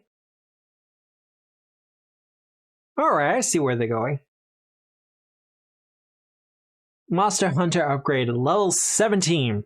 When you hunt prey, your circumstance bonus to perception checks when you seek your prey is +4, and your circumstance bonus to survival checks when you track your prey is +4. You also ignore the penalty for making range attacks within your third range increment against the prey you're hunting. Okay, that's pretty standard for a ranger. Additional companion, level 2. You upgrade from a bonded pair to a bonded unit. During your daily preparations, you can designate an additional ally to serve as a companion. Your companion, that's good. But when does it pay off comparatively? Stability counts 7. You'd have to build off it. Where's the... Show me Ranger. Ranger.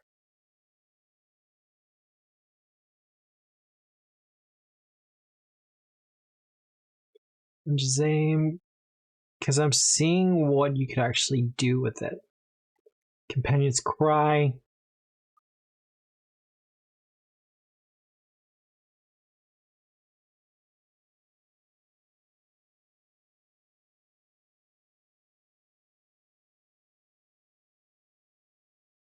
Normal Empathy. Crossbow Ace, Monster Hunter.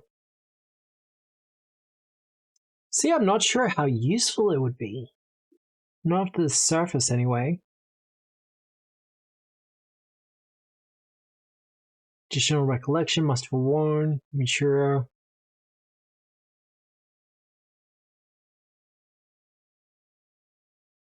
So I guess my biggest criticism so far is this jumps from 2 to 10. So there's nothing in between there. I'd have at least something at 6 or 4 or 6. Tag out tactic. Action. An enemy attacks a companion with a melee strike and both are within 15 feet. Like an ethereal dance, you switch places with your companion and make a melee strike. The enemy's ability targets you instead of your companion. That's good. I like that, and that's at a good level for level 10 as a reaction. Aggressive Alliance 14. Bonded Edge. A companion attacks an enemy who is not your hunted prey. You fill up your companion's attack and hunt prey on the enemy as a free action. Love that! Love that to bits. More of this, please. Anything that does kind of action compression on hunt prey, love it. Bonded Tactics. Level 20. You gain a special reaction you can use with help of your chosen companions. You can use the reaction in the following conditions. If a creature successfully damages one of your chosen companions and the creature is within range of your strike, you strike that creature. Okay, so attack for opportunity. When a chosen companion makes an attack roll against a creature and the creature is within range of your strike, you strike that creature. Okay. When a chosen companion's turn ends, you stride towards them. That I like. When a chosen companion performs a skill check, you are considered to have sufficiently prepared to aid them. That I also like. When a chosen companion makes a reflex saving throw, you grant them a +2 circumstance bonus to that roll. Yeah, okay, I also like that. Level, I could probably drop that. Like, I would drop that from level 20 to like 16.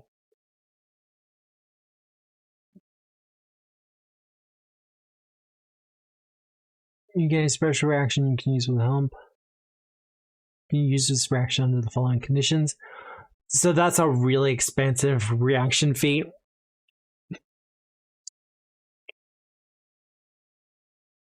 Because it's not a select one you can use. Yeah. That's just all of them. Okay, so that is a little bit more powerful than I was expecting. I'd probably still drop it maybe a level 2 just so you could see it get more use.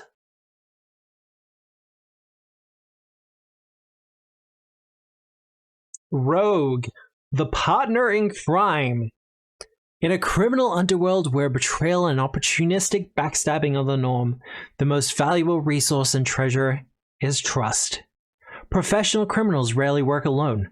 Partners in crime understand that 2 heads make better than 1, and 4 hands make for better shares of treasure.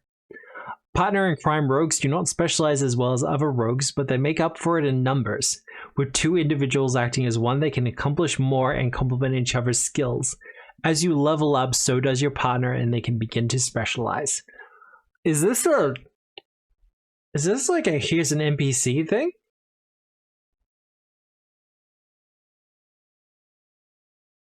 Pathfinder 2, a partner in crime racket. You have a comrade who has your back through thick and thin to help you pull off your racket. You gain the dynamic duo dedication feat as a bonus feat, even though you don't meet its level prerequisites. For you, the thief training rogue feat has a prerequisite of 2nd level instead of 4th level. Okay.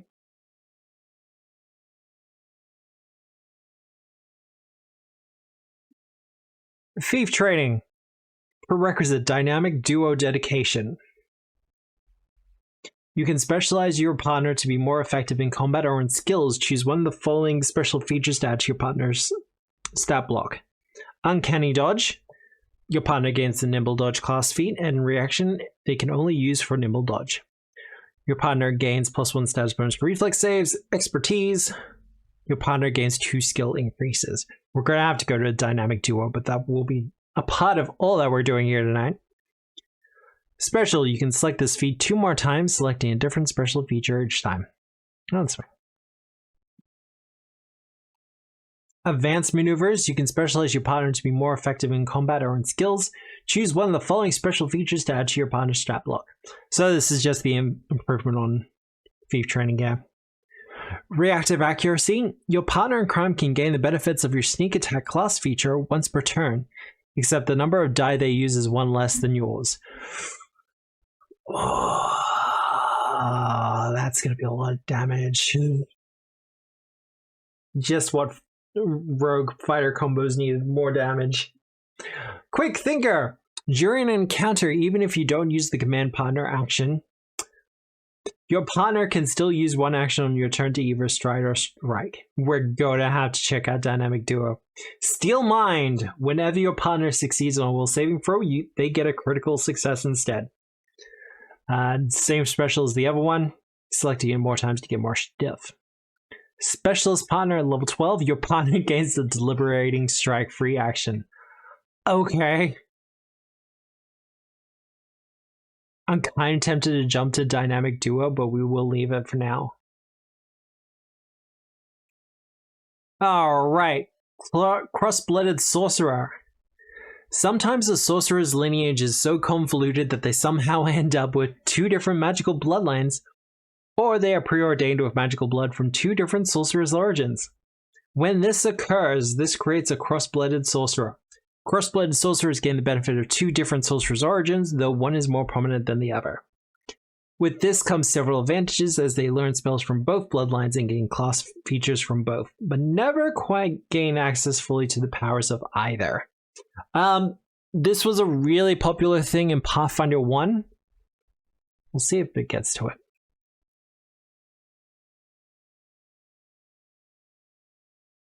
Okay, soulmated. Yeah, okay. So for the cross-blooded, they don't have it for Pathfinder 1 or Pathfinder 2 because it already exists, technically speaking.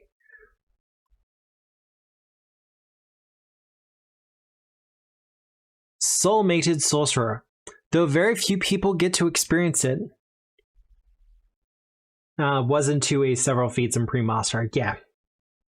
So they don't really need it to tread that ground again. But it's good that 5e gets it, I guess. When a soulmated pair propagate that love, they create magic that changes the lives of the bloodline forever, and impurity is blessed within that lineage. A soulmated sorcerer might also gain their powers by a prophecy of true love. Whatever the case, these sorcerers are blessed with the oldest of magics. Soulmated sorcerers are granted druid-like powers for their purity. They gain animal companions, familiars, and the power of their raw emotions can bring those back from the brink of death. Okay. Okay. So, they're some star-crossed lovers as a bloodline. Okay. Love that. Nope. Pathfinder 2e, Soulmated Bloodline. Your ancestry involved 2 individuals whose bond could only be described as true love or even mad love. Whatever the case, their connection was so powerful that it has infused your very blood. Spell list, primal, bloodline skills, nature and performance. The granted spells are Wash Your Luck, Animal Allies, Voice on the Breeze, Bonding Right, Luring Whale, Wisdom of the Winds, Roses Fawns, Dancing Fountain, Moment of Renewal, and Nature's Enmity. Bloodline spell initial, Pas de Deux. I don't know. Advanced, True Love's Kiss, Aw. Greater, Desperate Tears. Destiny seems to want your success. Either you or the target of your spell gains temporary hit points equal to the spell's level for 1 round. Or the next attack roll against you or the target of your spell causes the attacker to take a -1 circumstance penalty to the next attack until the start of their next turn.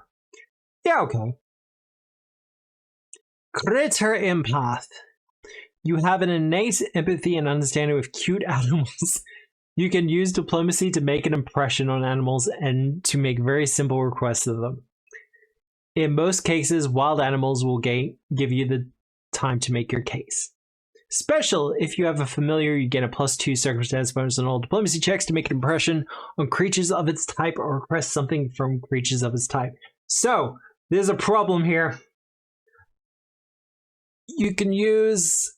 Yeah, you have an innate empathy and understanding with cute animals. I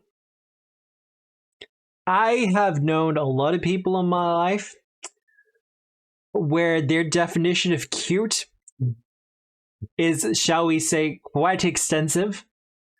Um,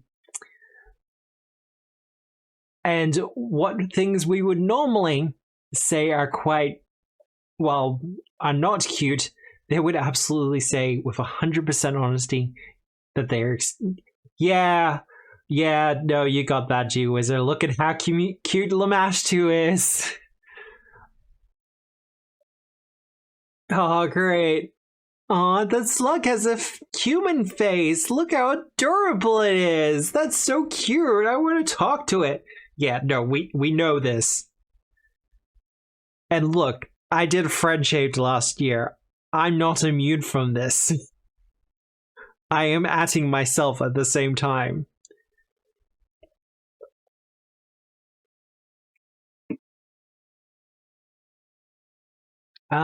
Fated through song.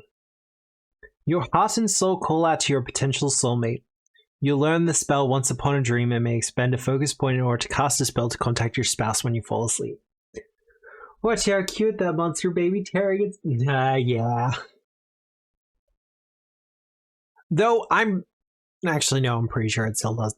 Lamashtu still does that. Still unholy. But they're downplaying that side of things.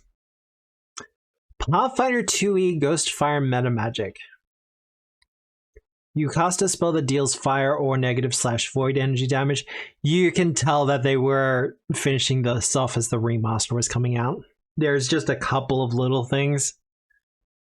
Your damage is considered half fire and half negative void energy damage. This damage can only be resisted if the target is resistant to both fire and negative void energy. Targets immune to fire or negative void damage are still immune to spells cast this way. Okay. Like, I get that.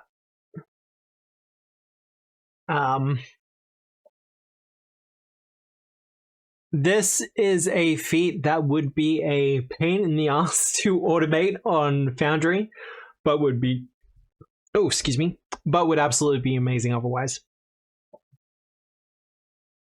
You just have to do a lot of manual stuff to make it work. You couldn't automate it well. Warlock, the Affair. I don't think we get this with Pathfinder 2nd Edition. Most warlocks have a transactional relationship with their patron. In exchange for things like wealth, influence, or their soul. You know, the trivial things. Warlocks gain power.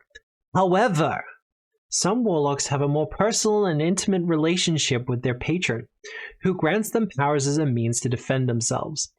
Affair warlocks form a friendly, romantic, or physical relationship with any patron, including gods and demigods.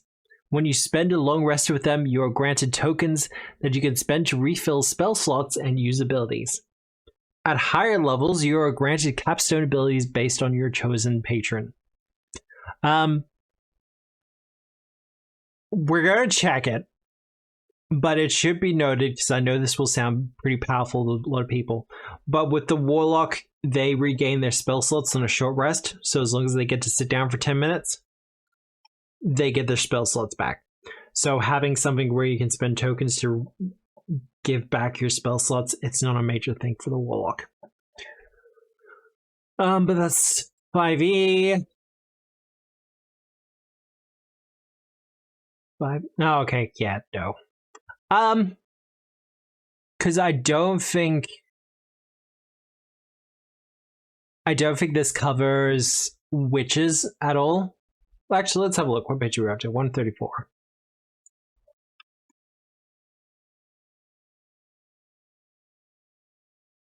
Yeah, it doesn't cover witches at all. So I would say that my approach to this would probably have a witch class entry in here, and I would wrap the warlock and the witch in together for that particular thing. And yes, I would have a patron for the affair. I'm not sure how we'd do that, but it would be interesting.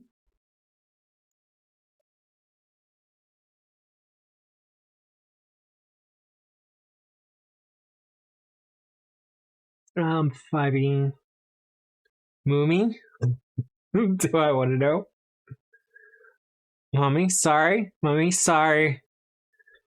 Wizard. The Love Mage. I am so damn scared of this one. For those who know, you know, I have read the books of Blue Magic from 3.5. And they had something similar conceptually, but we'll see how this goes. Intimacy and physical contact is the oldest form of love and magic. There is more than physical gratification that comes from this contact, and the love mages are the ones that understand and can utilize that connection. It's all about the hugs, people. Love mages can store their spells on their very body as arcane tattoos. Okay. When they spend a long rest in the arms of another, their tattoos activate and grant them special abilities such as restoring lost spells, improving saving throws, healing, and increasing your body's natural limits. Oh no.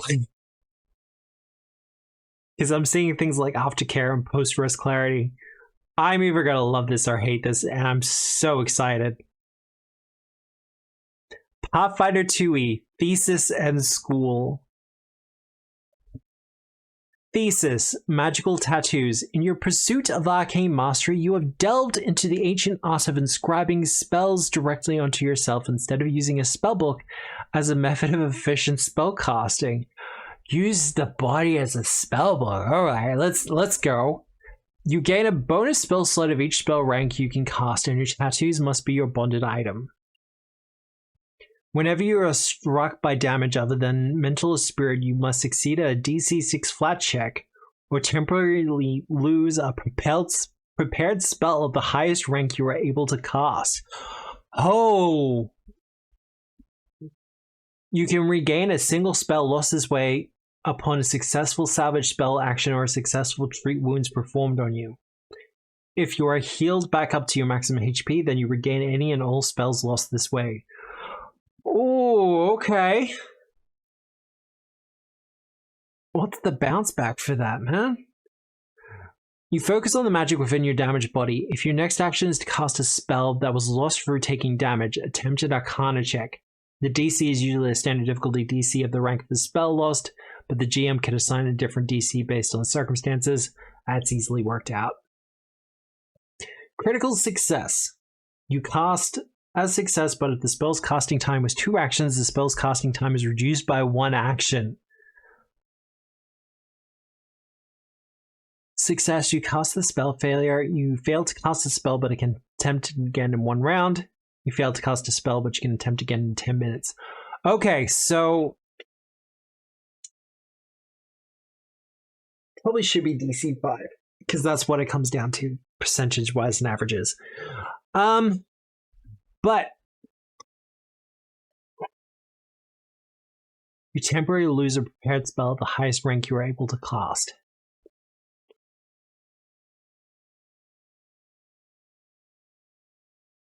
Salvage spell action, which is that one. Spell shape. Okay. Alright. So potential to lose it. But if you lose it, there's a potential for you to cast it for less actions. Yeah. Whoa. Sorry if I'm a little bit quiet on this one. Wizards are kind of my specialist class when it comes to Pathfinder 2nd edition.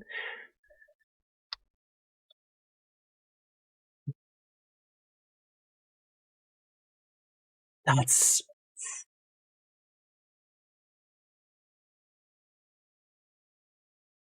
DC of the spell, only the highest.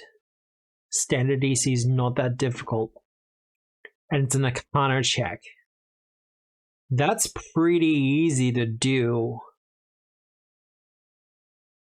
Especially as you start getting into the higher levels. And you're going to have an high intelligence anyway. So you have a good chance to succeed. And critical success will just get more rapid. But it's... Oh, I'm torn on this one. I'm super torn. I like it.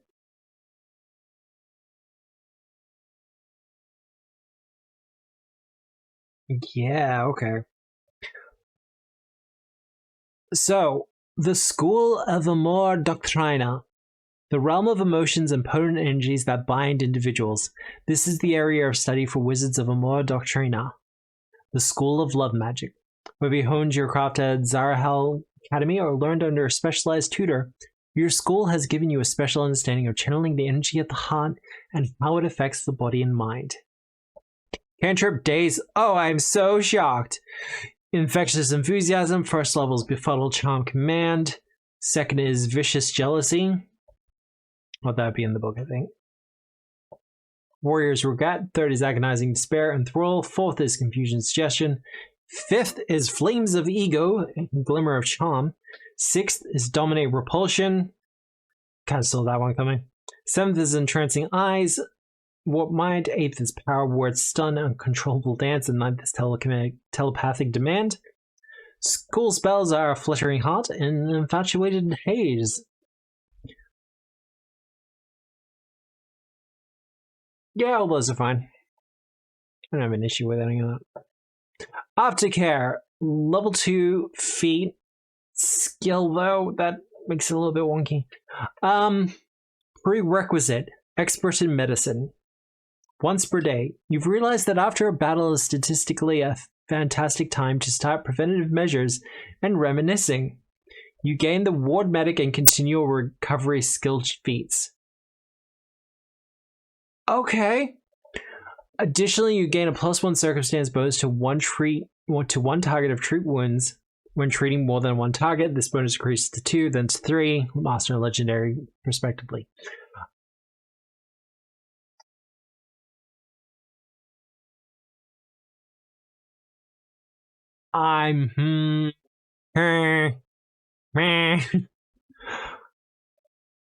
Because having the skill trait there means that you can take this as a skill feat. You just need to be a wizard as well. So this will give you Ward Medic and Continue Recovery. Yeah, what a very worthwhile feat. So for one skill feat, you get 2 skill feats with a slight bonus to it. Yeah, you see it now, G-Wizard. Like, you have to be an expert in medicine, which is difficult to do at level 2.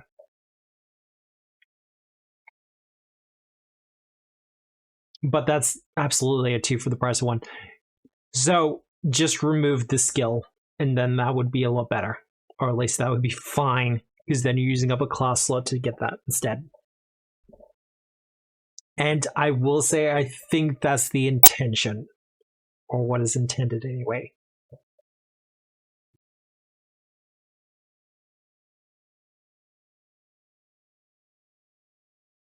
But I will say class feats that grant multiple skill feats, I'm pretty okay with, as long as they're as long as it makes sense. But yeah, just Ward Medic and Continue Recovery for the price of 1 skill feat? No.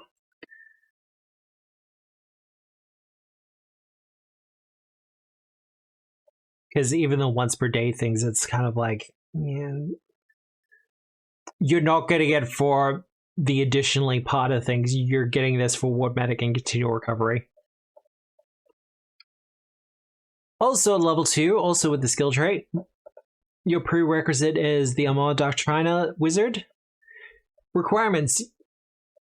You spend 8 hours of rest embraced by an intelligent and sentient creature the previous night. Once per day, frequency, trigger, you fail a will saving throw. Your experiments in regards to love have led you to a clearer, more focused mind.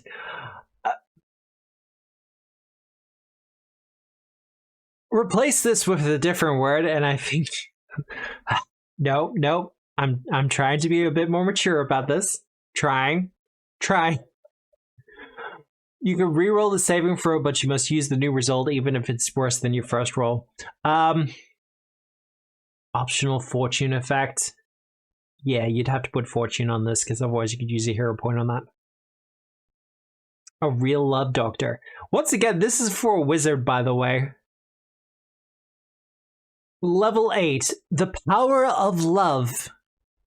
You've experienced how physical intimacy empowers the mind. During your daily preparations, you gain an additional spell slot.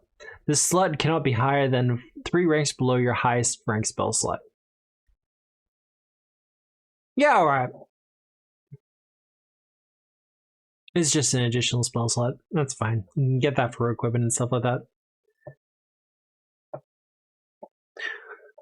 Also, level 8. Hurts so good. During your daily preparations, you and a companion divide the burdens of your lives, sharing the problems and coming up with a plan on how to handle the day. The mental and physical strain of this planning causes the both of you to become drained 1. Okay.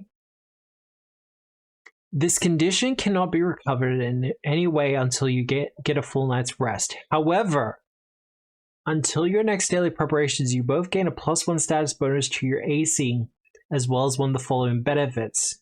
You both must select the same benefit. The status bonus to AC is +2 instead, +1 status bonus to attack rolls.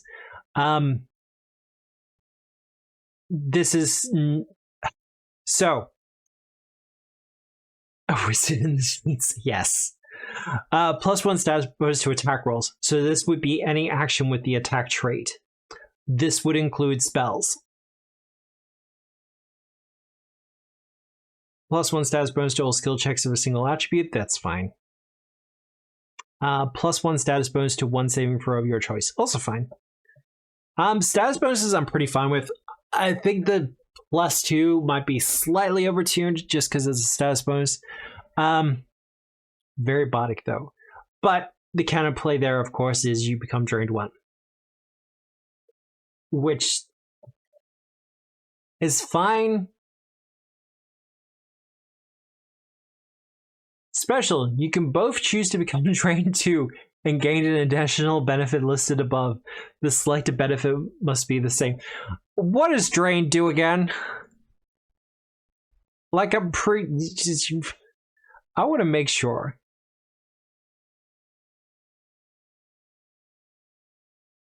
Your health and vitality have been depleted. Big suck, yeah. Drain always includes a value. You take a status penalty equal to your drain value on constitution-based checks. That's fine, such as fortitude save. You also lose a number of hit points equal to your level times the drain value. Oh, okay. I thought I was right.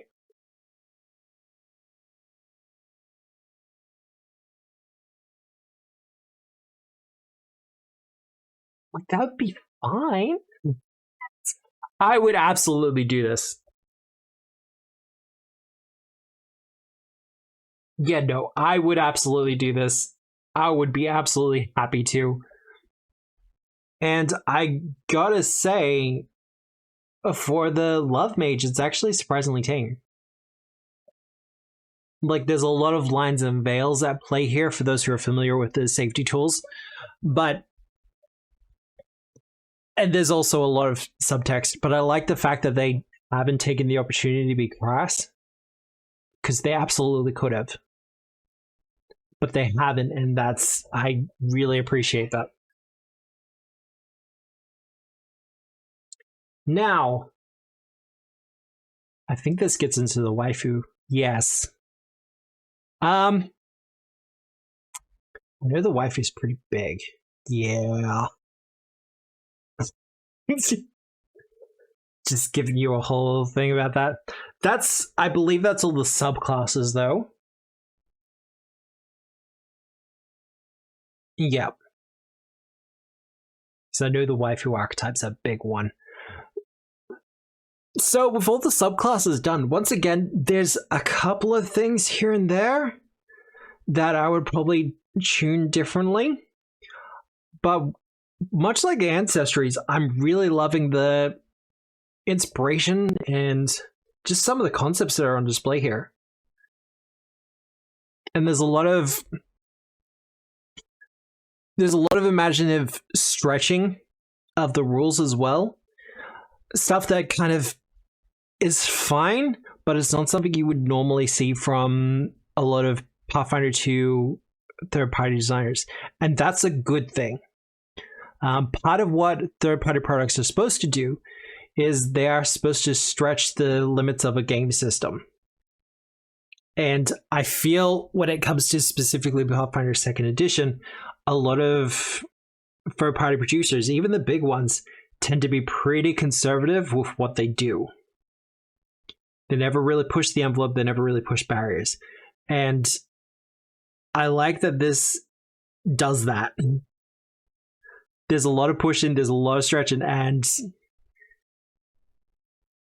it's good to see.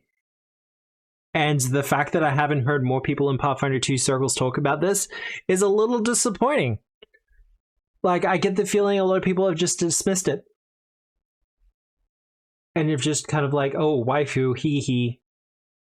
But there are some fantastic concepts in here. Like, if a player came to me and said, hey, I want to use some of the stuff from this book, I would probably read through it first, but there's a good chance I would say yes, with minimal changes. We have clocked onto the second hour, so we are going to do another break, just so I can keep the pre-rolls away for anyone who's jumping in. Also, so I can get into the practice of doing it, because I really do need to do it more often. But when we come back, we are going to go through the waifu and dynamic duo archetypes, see what they got going on. Considering the time, well, we'll have a look how we're going once we get back from the break. But once again, thank you everyone for joining and sticking around. I hope people are enjoying this stream. I'm enjoying going through it. Just as a kind of future thing, once we're done with this book, I absolutely want to do this for more third-party products. And I don't necessarily mean PFI stuff, although I might send a message to Team Plus and ask if I can do their Wizards Plus book, because there are some things in there I really want to talk about.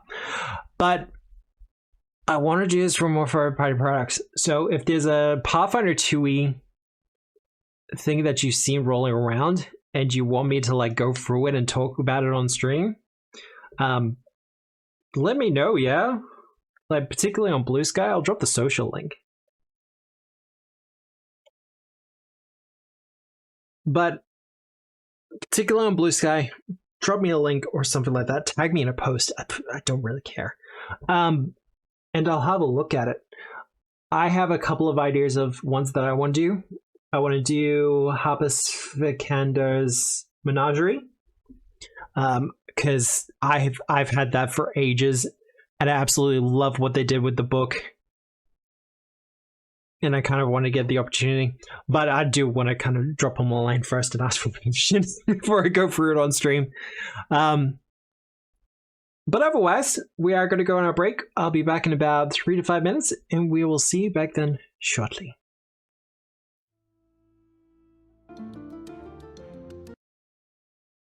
And we are back. Hello, everyone. We are back with the waifu archetype. Well, that's what we're going to be going through, but I did want to read out the little blurb for it. And can we just appreciate the art for a second here? Like, frying pan on one hand, great sword on another. I would absolutely rock that combat style. But that's just me. But waifu, I think this is charming. In the world of Zeros, which is their own world setting, because this book does have a full setting attached to it, which I'm not going to cover on stream. In the world of Zeros, the word waifu holds an ancient and sacred meaning. The humans brought this word from their homeland when they arrived with their paragon, and throughout the centuries it has come to mean someone who is their perfect complement, their other half, or their soulmate. Waifu is not a term limited to appearance, style, or even gender. Waifu is not a title granted to those with money, and is not earned through the fires of combat. Instead, waifu is a title that is granted through acts of dedication, hard work, and loyalty. To earn the title of waifu, one must dedicate their lives to their significant other, and in return, they give you just as much of themselves back to you. See, that's just great, right? Like, this is what I mean when I talk about the fact that this book has a very earnest vibe to it. Like, as tongue-in-cheek as a lot of this is, there's a genuine feeling of, like, actual love about it. Like, they're not trying to be cross, they're not trying to be dirty or anything like that. It's just, I like it. But 5e, we're going to skip that. It's a prestige class for Pathfinder 1E.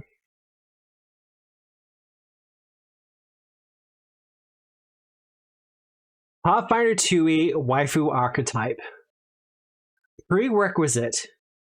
You can pick this up at level 2, but the prerequisite is you must have a potential partner that is willing to be bonded in the Heart Bond Ritual or Bonding Rite spell. The partner must be an ally and can be either a PC or NPC. The partner can also contribute to the cost of the ceremony if they so choose. You are now married to your partner. So long as you and your partner are alive, conscious, and faithful to each other, you both gain the benefits of all your waifu archetype feats, including this one. Wait. You both gain the benefits of all your waifu archetype feats, including this one. Okay. Alright. Whenever you or your partner make a successful strike on a target, or successfully affect a target with a spell or class ability, the other gains a choice of the following. +1 circumstance bonus per weapon damage die on the damage roll of their strike made against the target before the end of their next turn. +1 circumstance bonus per spell rank on the damage roll for the next spell cast against the target before the end of their next turn. Or +1 circumstance bonus to your spell or class DC of a spell or ability against the target before the... So it's +1 bonus. And circumstance is pretty easy as well. Okay, that's fine. Successful strike. So it's just giving a +1 circumstance bonus between each other. Yeah, that's fine. A waifu can marry a new partner if they are widowed or divorced their previous partner. The waifu must then perform a new ceremony that takes at least a week to carry out, bonding with the new partner and attempting to move on from the previous partner. Like, you could do some really interesting things story-wise with that kind of thing. Heartbreaking. Get people's permissions, do the session 0, make sure you use all your safety tools for it, but I really like that concept. Couples banter. Feat level 4. You and your partner share inside jokes, secret codes, and messages that only you two understand. This code is treated as a secret language known only to you two, any children you may have or adopt, or a number of close friends equal to your charisma modifier. This code can be deciphered by others with a society check versus your class DC. Couples banter can be spoken in any language you and your partner share. Okay, so this is Thieves' Cant, but for couples. Oh, that's Buck Wild. I like that. Okay, they have multiple 4th level feats. That's good, because I'm not sure how many people would actually pick up couple banter, but I love the theming around that. I mean, if you're using free archetype, but it's just kind of... I'm reminded of How I Met Your Mother.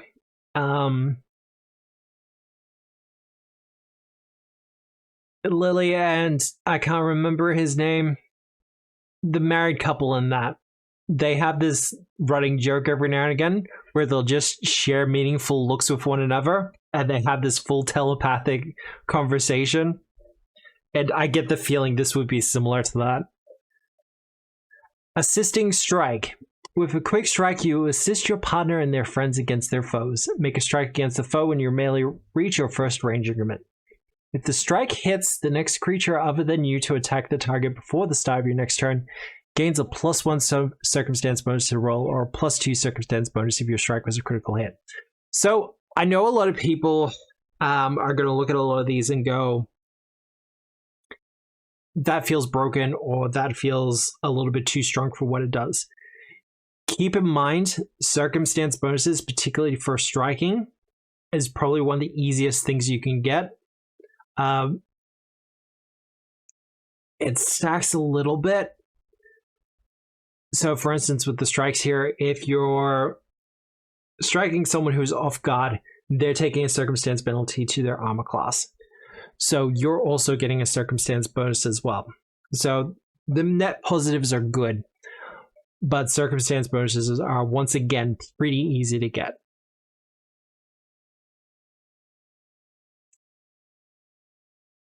I'm just trying to think, would I put Flourish on there or not? Maybe.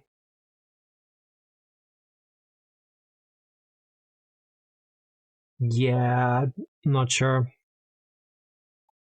Because a fighter waifu with this would just wreck people and just open their target up to be wrecked by others. Shared hobbies. While in your spare time, you have taken up interest in a hobby which may rub off on your partner in your time together. You and your partner become an expert in a lore of your choice about a specific trade or hobby. If you're already trained in that lore skill, you also become trained in the lore skill for a different trade or hobby of your choice. This feat applies to your partner as well, but the feat's benefit cannot be changed to alter the lore you are trained. You can take it multiple times. When you take this feat again, choose a different trade or hobby. This again is kind of lovely, but this is just a case of it ties back in with the couples banter thing, where you take cooking lessons together, or pottery classes together, or dance lessons, that kind of thing. It's just kind of charming. Waifu flattery reaction requires the dedication, of course, an expert in diplomacy. Once again, these are skill feats as well, so you can use your skill feat slots for them, even though they are for an archetype. Trigger. You observe a target's attitude towards you or your allies decrease as a result of an ally's behavior. Though your partner may not be as refined as you, a waifu strives to keep a good reputation for their partner and themselves, even amidst uncouth behavior. You make a diplomacy check against the target's will DC. Regardless of the result, the target is temporarily immune to further uses of waifu flattery for 10 minutes. Critical success. The target finds a blunder endearing and their attitude increases by 1 step as a result of your ally's social blunder. Success. The target's attitude doesn't decrease as a result of your ally's social blunder. Failure. As normal. Critical failure. Your attempt makes matters worse, decreasing the target's attitude towards you by 1 step in addition to any changes from the behavior that triggered this reaction. It's very similar to... oh, what's it called? Dandy? I want to say dandy. Distracting flattery. So it's distracting flattery, but with a critical result? Yes. So yeah, that's fine.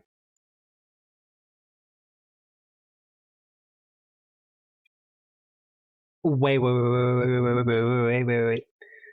I think they literally just copied the success, failure, and critical failure results.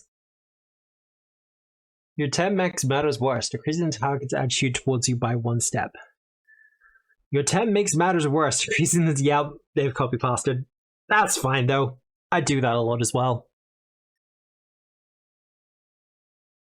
Loving embrace. So long as you and your partner rest 8 hours together, you both gain a temporary hit point bonus equal to your level. This bonus lasts until your next daily preparations. An extra 4 HP, or hell, even an extra 20 HP at the start of the day isn't a big thing. And considering temporary hit points don't stack with when you get it from multiple sources, it's fine. Shoujo waifu. Waifu dedication, you have charisma 14, the ability to cast spells from spell slots or a spell repertoire. Your love for your spouse is unique. You gain a level of attachment that grants either yourself or your spouse special bonuses depending on your archetype. Choose a shoujo personality type. Oh god, here we go. You gain the focus spell and cantrip associated with the chosen shoujo. If you also, once again, I apologize if I'm butchering any of these words. If you don't already cast spells from spell slots, you learn to cast spontaneous spells using the cast a spell activity from a tradition of your choice matching the granted cantrip. You gain a spell repertoire and become trained in spell attack rolls. If you're a prepared caster, you can prepare the spell in addition to your usual cantrips per day. If you're a spontaneous caster, you add this cantrip to your spell repertoire. Okay.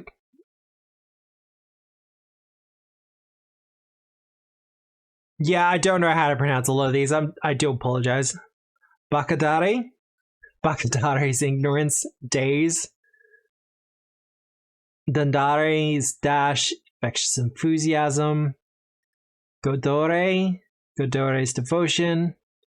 Himadere's Decree. I think that's Princess? I'm not sure. Hayakusudare. Telekinetic Projectile. Kadare's Calm. So it's a bunch of focus spells. I'm kind of down with that, honestly. A 4th level feat to give you a focus spell and a cantrip. Beautiful. Nox Sense. Source, Knights of Lost Wall, page 83. You attack carefully to knock some sense into a creature whose actions aren't their own. Make a strike against a confused ally. The strike is non-lethal and doesn't take a -2 penalty for using a weapon without the non-lethal trait. If you hit and deal damage, your ally automatically succeeds at the flat check to remove the confused condition when taking damage. Okay. Source not found? Yeah, don't worry about that, yeah.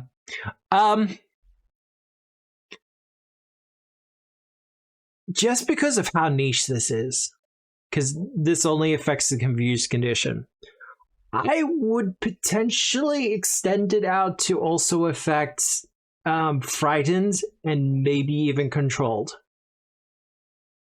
Maybe not controlled, but definitely frightened.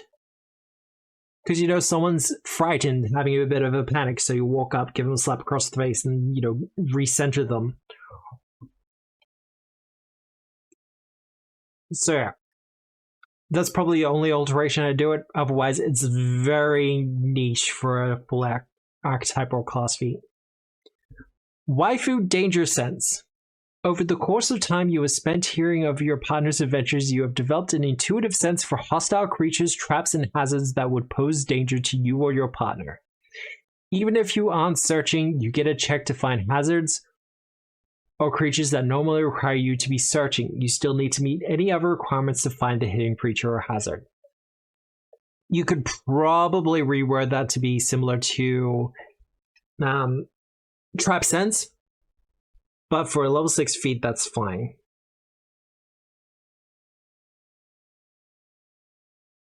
Yeah, I'd probably reword that to be closer to something like Trap Sense.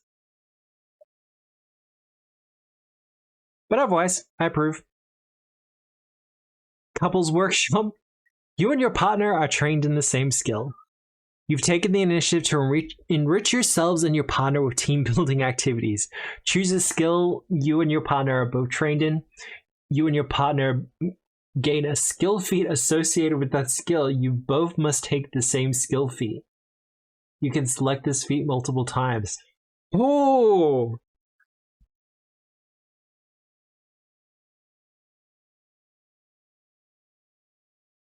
Okay.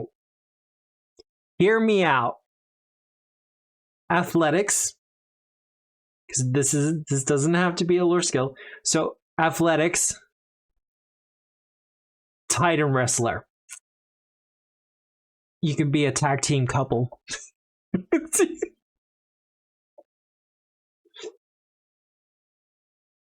I do like that though. And this is what I was talking before about how some of the things, what was it? The wizard one that gave you 2 skill. There's 2 skill feats. Just remove the skill thing from it, and it'll be fine. Matt likes wrestling partners. Noted. Well.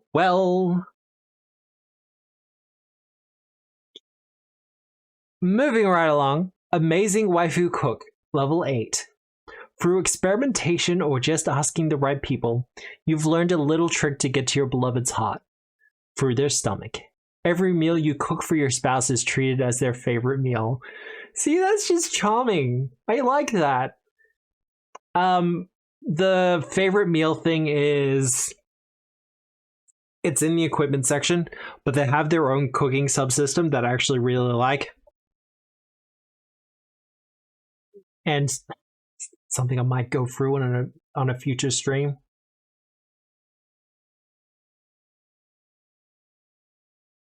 Also level 8, predictive purchase. You must be an investigator.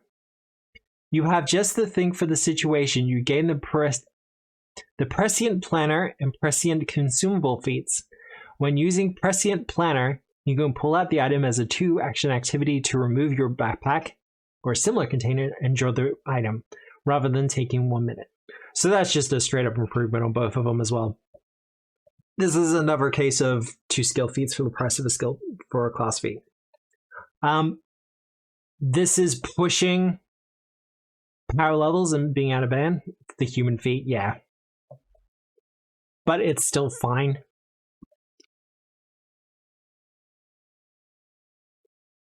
Also, level 8. You lead. You and your partner have perfected your battle dance. Any enemy is considered flanked against your partner's strike so long as it's within both you and your partner's reach. You must still meet the standard requirements in order to flank an enemy. So that's just gang up, but restricted to your partner. Which, if you don't have a rogue, or I think a ranger as well gets something similar, pack tactics, that's absolutely great. Because I don't think fighter gets a variant on it. And I will say once again, for an archetype, they're providing a lot of options on each band. Because that's... Yeah, we're getting like 3 feats per level bracket. And that's pretty fantastic. Communication, reaction. Because remember, everyone, the most important thing for a healthy relationship is the ability to communicate with one another. Level 10. Trigger.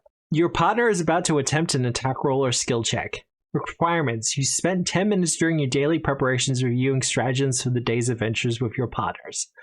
Oh, that's good. You and your partner have learned good communication skills and will understand each other's meaning at critical moments. Your partner rolls the triggering check twice and takes the better of the 2 results. Your partner then becomes temporarily immune to your communication until your next daily preparations. So effectively once per day.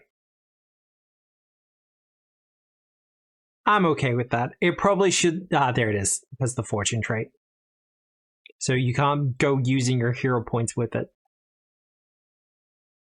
Waifu combo extension. Level 10, assisting strike is the prerequisite. You aim a ranged strike or spell at your partner, intending for your partner to redirect and extend the strike or spell through sheer skill or the power of your combined love. This allows your next ranged strike or ranged spell attack to originate from your partner instead of you,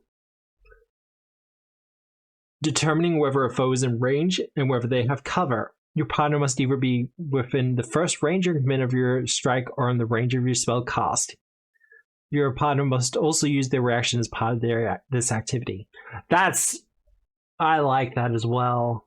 That's just conduit casting and attack redirect, but rolled into one with a prerequisite, which I appreciate.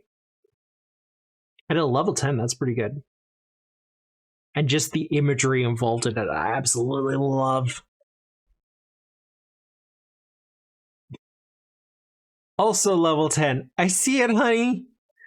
Sometimes you know what your significant other needs before they say it.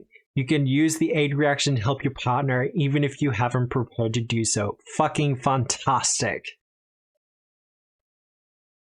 I know it's kind of a personal thing because I know a lot of people don't really lean into it as much, but I like things that build off of aid, and anything that does action compression regarding aid, like the aid action, is I like.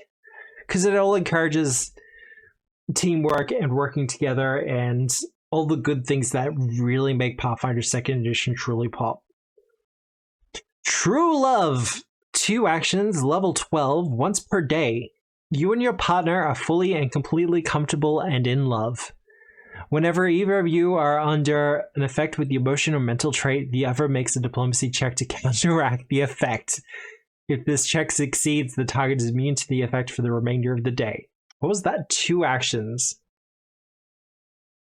So 2 actions, you can just attempt to negate any emotional or mental trait.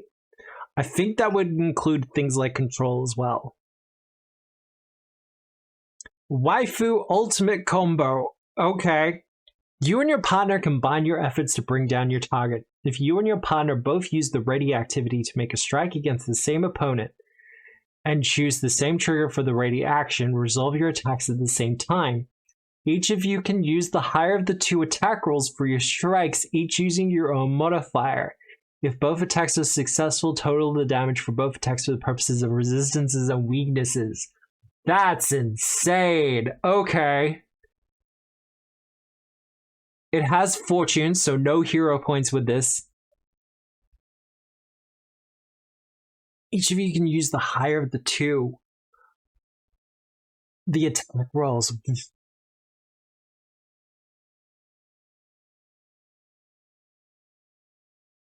You both have to use the ready activity, though. But we have the assist. We have, what is it? True, not that. Oh, no, it's the actual ready action. Okay. So ready is a minimum of 2 actions from memory. So both of you use it. Oh, I love the tag teaming that could go through this. Yeah, no, that's actually kind of awesome. I love that. Couples distraction. Feat level 14. Your partner is within 30 feet of you. Using a strange gesture or action, you briefly confuse and distract an opponent from the fact that your partner is about to attack them. Choose a target within 30 feet. If one of you critically strikes the target, or if both of you strike the target at least once on the same turn, it's off guard until the start of your next turn. Depending on how you describe your distraction, this action gains either the auditory or visual trait. There's a lot of more mechanical language you can put in there. But considering this is a third-party product, you kind of have to approach it from rules as intended, so that's fine. And anyone who argues with it and does any of the bad faith arguments can go chill. That's great.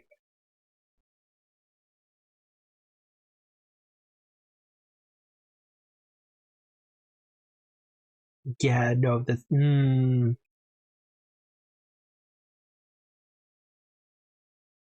Because it doesn't have to be...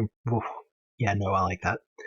Level 18. This is the capstone feat for waifu archetype. You and your partner's love is so pure and so true that nothing can keep you apart. You and your partner can sense where each other is at all times, regardless of physical distance, plane of existence, or state of being, alive, dead, or undeath. Once per month, if either you and your partner are dead, the living partner may perform the resurrect ritual on the other without material cost, with the highest proficiency skill as the primary check. You still need secondary casters for this ritual. A success performed this way is always considered a critical success. Aww. So you just can't die anymore.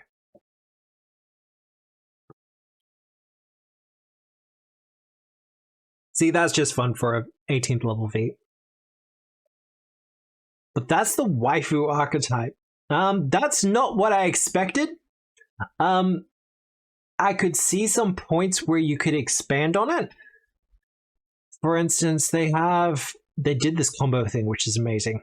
I like that. But the shoujo waifu, I would probably stick another feat around 8 or I think it's 8, 10, or 12, which just gives you extra spells. Just a rank 1 or 2 spell that you can cast as a spontaneous innate spell. Just to kind of give that whole thing its... To complete it, I guess, would be the best way to put it. But I do like the archetype is very much about cooperation, and they tell you that from the start, and the fact that they kind of drove through the entire... It's a consistent theme, and I love that, and the mechanics match the theme, and I'd like to see more of this kind of thing. I really would. Alright, the dynamic duo archetype. This is a interesting one. I've had a brief look at it, but we're gonna go through it. Dynamic duos are a Pathfinder 2e exclusive archetype that attempts to balance a player character and their partnered minion. It borrows heavily from the leadership feat of old, and other 2e mechanics that grant companions. However, unlike these options, the dynamic duo offers the flexibility of 2 characters without adding an additional PC or even a full NPC into the party via a partner. Partner rules. Some adventurers travel with loyal allies known as partners. Partners have the minion trait, so during an encounter, they gain 2 actions in a round if you spend an action to command them. They're not saying it, they might further along the way, but this gives you a sidekick, essentially. Attitude and death. A partner starts with an attitude of friendly. If your partner dies, you can spend a week of downtime to replace them at no cost. Though if this happens within the span of 1 month, the next partner you have will require an additional week of downtime due to hesitance. Which, fair. If you keep killing off your sidekicks, then, Levels, modifiers, and DCs. A partner has the same level you do. As you gain levels, you might make further adjustments as your partner grows more powerful. Humanoid partners calculate the modifiers and DCs just as you do, with one difference. The only item bonuses they can benefit from are to speed, accuracy, and AC.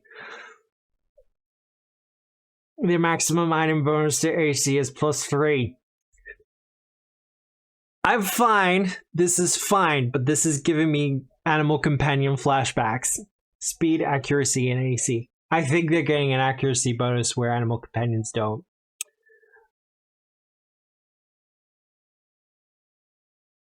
Perfect music. But no, this is within balance of the Pathfinder 2e system. I completely understand what they've done there. Proficiencies. Unless your partner can get a +9 dex mod, that's dumb. Well, that's why they have the accuracy there, and yeah, we'll go through the rest of it. Proficiencies. Your partner uses your level to determine its proficiency bonus. It's trained in unarmed attacks, unarmed defense, simple weapons, all saving throws, and perception. Okay.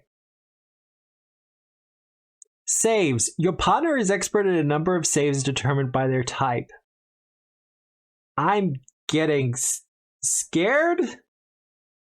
Skills. Your partner gains a number of skills equal to their intelligence modifier plus a skill determined by their type. It is also trained. They're also trained in a lore skill related to their background, which you may decide. Whenever your partner gains a skill increase, you can use this increase either to increase your partner's proficiency rank to trained in one skill they're trained in, or to increase the proficiency rank in one skill in which they're already trained to expert. If they are an ultra partner, you could use them to increase their proficiency rank to master and skill in which they're already an expert. If they're a master partner, you can use them to increase their proficiency rank to legendary in a skill in which they're already a master. 1 second.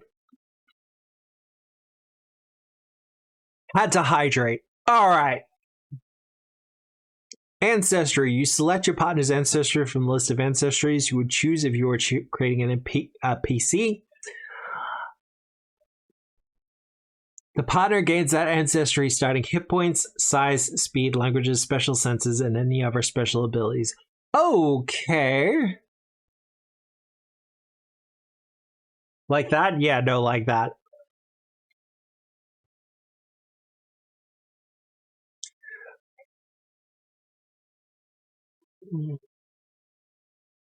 Okay. Ability modifiers and hit points. The partner begins with base ability modifiers of +1s across the board. You increase one of these modifiers by 2 and 2 modifiers by 1, and a decrease of 1 modifier by 1. Okay. Your partner has hit points from its ancestry plus a number of hit points equal to 6 plus its constitution modifier for each level you have. That's completely normal for animal companions. So some of this was done during the remaster. There's kind of a blend going on, which is interesting. Attacks. Your partner can make unarmed strikes as well as other attacks listed in the stat block. If they're provided a weapon by another character or creature, they can use that weapon for attacks. Up the top, it said that they're trained in simple weapons, so that's good to go. Great partner. Advancing a partner to a great partner is usually a result of one of your class feat choices. Increase its attack damage from 1 die to 2 dice, for instance 1d8 to 2d8, and any splash damage by 1. Its proficiency rank for perception and all saving throws increases by 1 step. They gain 2 skill increases. Additionally, your partner can use their combo attack listed in the stat block. Okay, oh yes, okay. Increases attack damage die from 1 die to 2 die. I think that's more for if they're using their natural unarmed attacks. So I don't think you would do that if you gave them like an enchanted weapon. So I would probably have to put in the caveat, increases attack damage from 1 die to 2 dice with their unarmed attacks. Ultra Partner. All Ultra Partners learn the advanced ability for their type and their weapon attacks become magic for the purposes of ignoring resistances. Their proficiencies and all saving throws are increased by 1 step, and they gain free skill increases and specialization. Nope, it says they get more damage die for free. Yeah, GM says no, or at least this GM says no. 66 striking, please. Yeah, no, that's absolutely why. Fierce, increase your partner's strength modifier by 2, its constitution modifier by 1, and a modifier of your choice by 1. Deals 3 additional damage with its weapon attacks, and 1 additional damage with its spell attacks.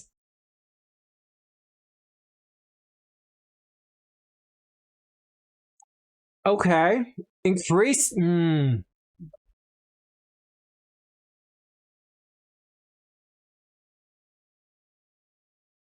Okay. We are going to go through this, but at some point, when I have some time, I'm probably going to have to do some calculations here. Because just strength-wise, some of this looks like it could get busted.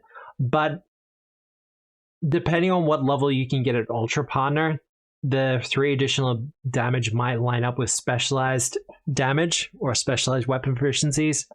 And if that's the case, that's fine. If it's coherent or lines up with animal companions, then that should be fine. Agile, increase your partner's dexterity by 2, its constitution modifier by 1, and a modifier of your choice by 1. It deals 2 additional damage with its weapon attacks and 2 additional damage with its spell attacks. That spell attacks thing is worrying me, though. For real. Because you don't usually get damage bonuses. Depending on... I have questions. Hardy, increase your partner's constitution modifier by 2 and 2 other modifiers of your choice by 1. 2 additional damage, 2 additional... Yeah, a lot of these are just going to be repeating. Astute, intelligence, constitution modifier by 1. Yeah, a lot of these are just going to be repeating. Sage, that's for wisdom, and then charisma. So it's 1 for each of the attributes.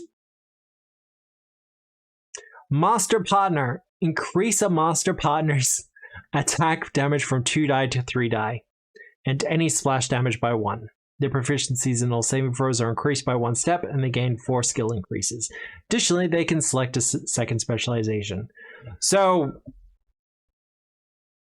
top out at Master, I believe, for all their saves, which, once again, that's fine. Alrighty then. Dynamic Duo feats. Dynamic Duo dedication. You gain the services of a basic partner with the minimum minion trait. There's a very obvious joke there. I'm going to leave it. Your relationship can be anything from lovers, friends, rivals, or simply business partners as determined between you and the GM. You gain the command partner action. You issue an order to your partner. Partners know all basic actions except delay.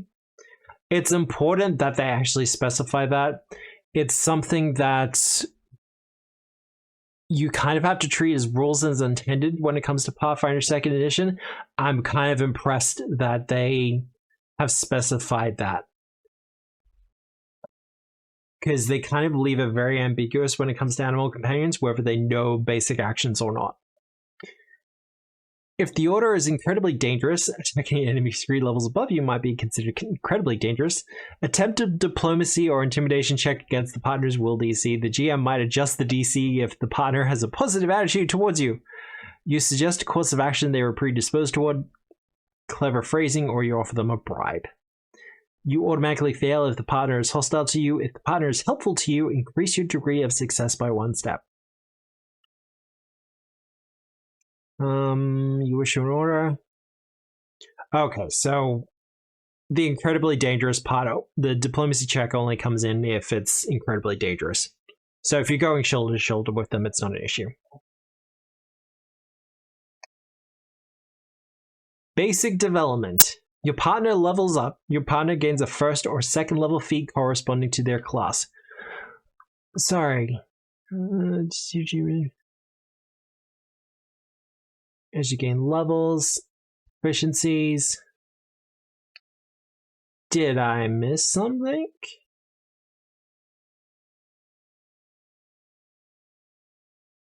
Gains a skill increase.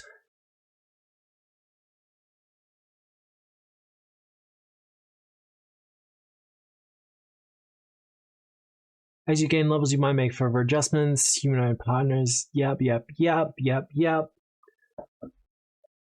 Am I missing something? Alright, let's keep going. But a 1st or 2nd level feat corresponding to their class. Oh, there we go. Okay. Next page. So we'll get there. Basic partner spell casting, there it is. Partner is trained in spell attack rolls and DCs. Magic has been born from your friendship. Your partner gains basic spell casting benefits. Basic spell casting benefits are 2 cantrips from memory. Advanced development. After enough time being exposed to your leadership, your partner gains further strength. Your partner gains a feat corresponding to their class. For the purpose of meeting its prerequisites, their class level is equal to half your level. See, the more I'm reading through this, and I want to see what the typings are. I believe they're lined up with classes. But based on their typings, this is how you would pull off the whole knight and squire thing as well, which is something that I've personally wanted to have a look at for a while, and I'm glad someone beat me to it. Advanced development gains a feat corresponding to the class for the purpose of meeting prerequisites. Equal to half your level, okay. So level 3, but you can take it multiple times. Yep.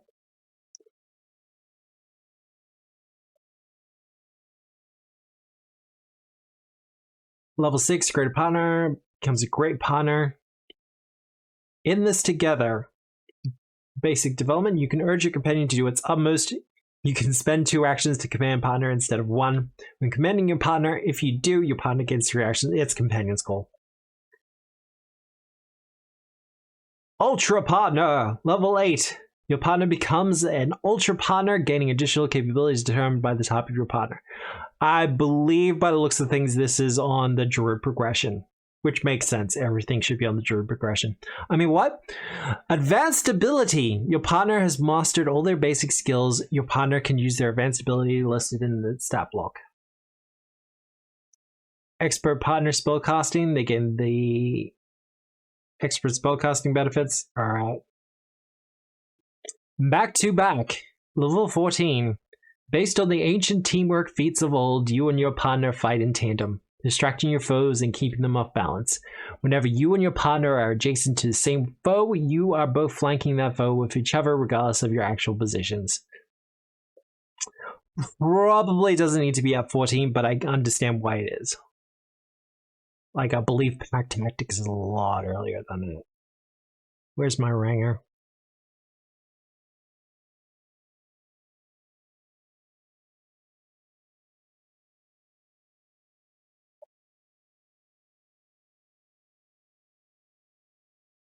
Where is Pack Tactics? Punches aim.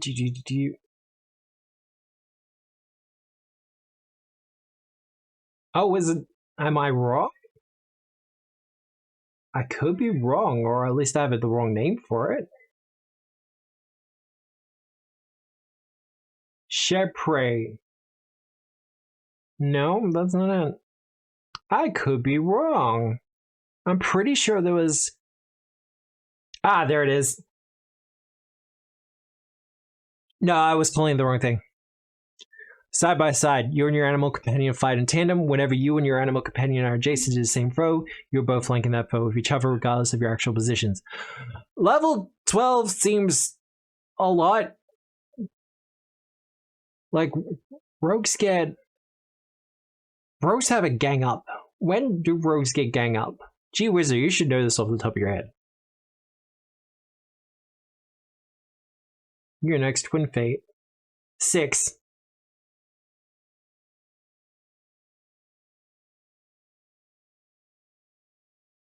You and your allies harry an opponent. You can flank an enemy if it's within reach of both you and an ally. Okay, I'm not going to launch into this rant again,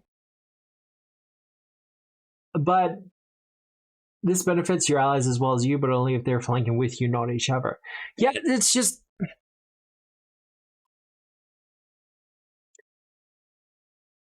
So a rogue can get it at 6th, but a ranger has to wait until 12th? Because the Waifu Handbook here has gone in line with Paizo. So I can't argue that. But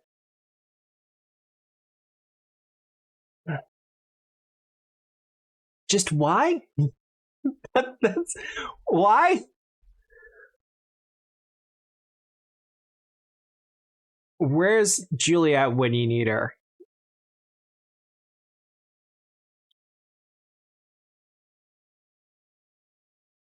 Thematically, it feels bad like it took you this long to work. Exactly! Like, this is your animal companion that you theoretically picked up at level 1, and by level 12, you've gone mature, and then, where is it? Incredible, so 10, because you're, of course, on the ranger progression, which is different.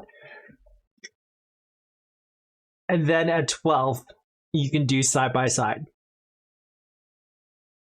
So they have to be incredible. It doesn't make sense. It doesn't.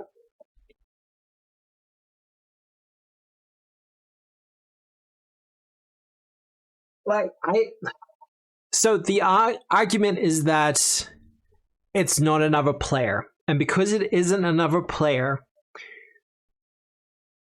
the argument is that you, as the player in control of an animal companion, can more coordinate it easy, or coordinate the whole to line up easier. But if you can't look across to the other player and be like, hey, if you stand beside me, we get the flanking bonus, then that has its own problems. Why is it 12?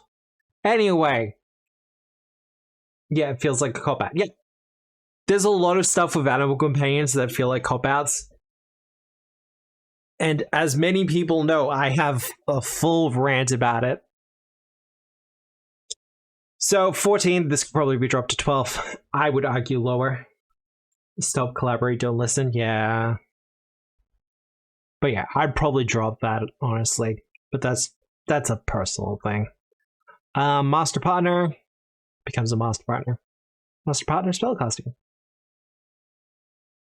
Video when?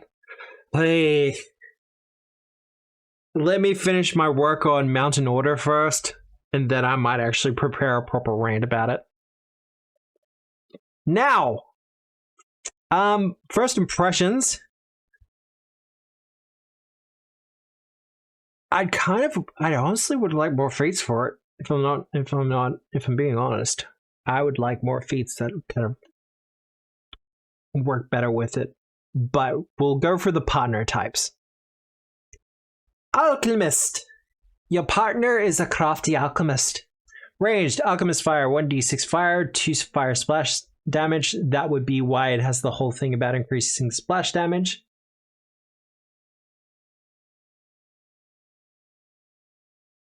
There's very little fun here, in my opinion. You mean in regards to, it's a lot of this just feels like progressing your partner in regards to feats. There's not a lot of actual feats where you combo off each other. But I'm hoping the types actually cover a bit of that. D6 fire, 2 fire splash damage.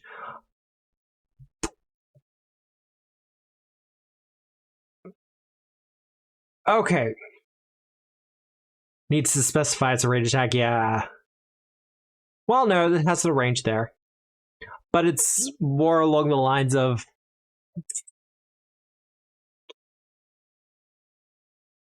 Oh, okay. Oh, all right. Proficiencies, trained in alchemical bombs. So you can just give them your alchemical bombs. Light armor, medium armor. So they have the ability to get higher dex, but they also have... You can put them in medium armor. Okay, so... Armor, for the most part, has its own checks and balances built into it with the proficiencies. Not with the proficiencies, with the dex caps. However, where is it? Skills, ancestry, proficiencies. No. Where was it? The only item bonuses they can benefit from are to speed, accuracy, and AC. Their maximum item bonuses to AC is 3. Medium armor, so cap them immediately. Well, here's the thing. The maximum item bonus to AC is +3. This is a companion thing built into it. See, I've been looking into a lot of companion stuff. We may be running a little bit after 10. I'm not sorry. Where is my armor?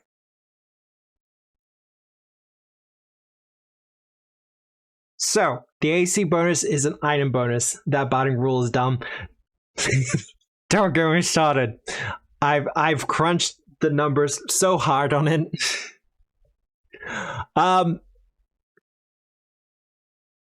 So hide and scale mail. And if we open up Treasure Vault, there's going to be a bunch of other armor things they can grab. Now, the thing to remember is that botting does +3/+3. So in this particular instance, it's going to get to a point where it's not better for them to be without armor.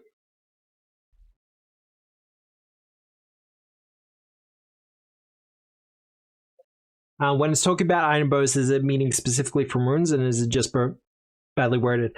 No. Okay, so we have to go up to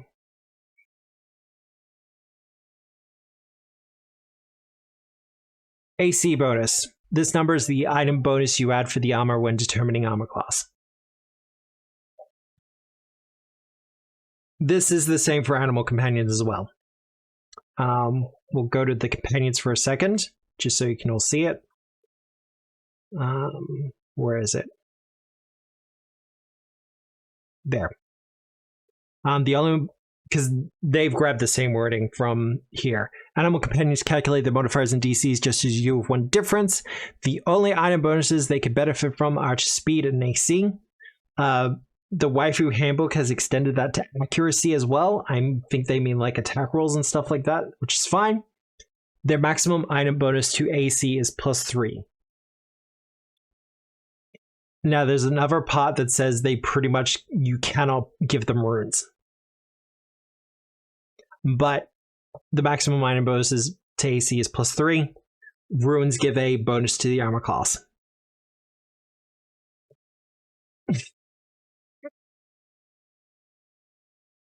This is why you will run to a lot of people who will say your animal companion is better off naked.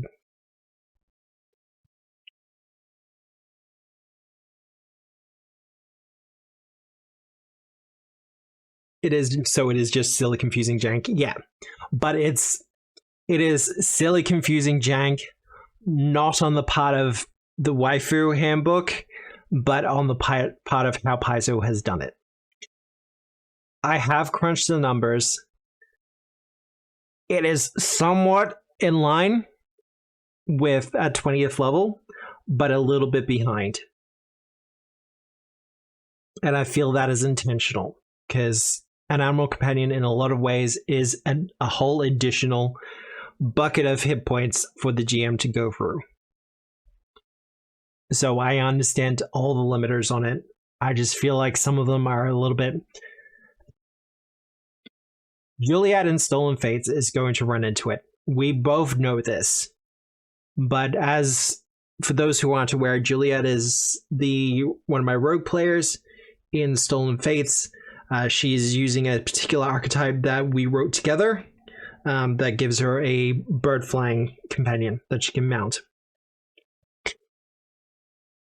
What we're both afraid of is as we start getting into like 15 and above for the class level, her bird is just going to start lagging in the armor class very quickly. And if it's not the armor class, it's going to be hit points instead. So I kind of get this. Well, let's go back to the Waifu Handbook because I want to see something. So in particular with these medium armor proficiencies, they're very limited in what they can get. Usually the lowest level of it. Honestly, you're probably better off keeping him in light armor and giving him the runes. But the combo attack, the alchemist makes a ranged attack to throw a flashbang at a foe within 10 feet. On a hit, the foe is dazzled for 1 round. Quick alchemy. The alchemist creates a single alchemical item of your level or lower without having to spend the normal monetary cost of chemical reagents or need to attempt a crafting check. Rules as intended. I'm guessing this is free. Their alchemist fires freely. This ability counts as a quick alchemy for the purposes of feat requirements. So what we're going to be seeing here is pretty much not a no frills version, but a kind of pared down version of the classes as they currently exist. Probably not all of them. But yeah, this barbarian lets out a minor roll, pumping your blood. Till the start of your next turn, your strikes that damage a creature and the barbarians reach till an extra 3 damage. If your partner is altered, this extra damage increases to 6. Ones that require less booking, yes. Because that'll be medium armor as well. Rage. That's an advanced ability, so your barbarian partner can't start raging. Bard, champion, druid. Yep, okay. I am interested in the Bard one. Song of Courage. Alright. What I really want to know. Train in martial weapons and all armor. I understand. Okay, so I understand why they've done along the class lines. But even if you deck your champion partner out in full plate armor, which, let's go back to this. That's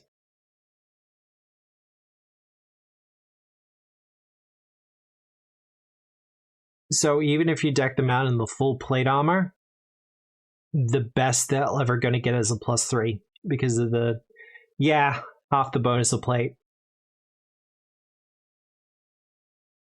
Which, and a dex cap of +0. So they would never be able to gain the advantages of full plate. Maybe Bulwark. But keeping in mind, they are not getting automatic progression to the dexterity modifiers, but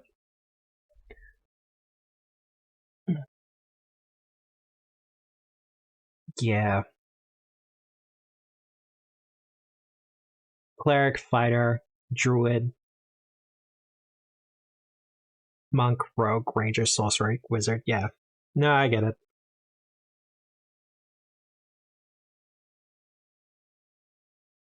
See, I like the idea. I really do.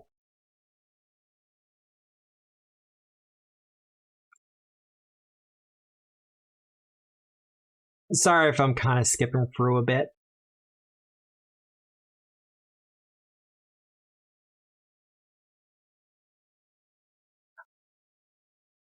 So, ah, this sucks. This is one of the first things I've been actually disappointed with this book, and I don't really want to end it on this. I love what they have done here. I really have.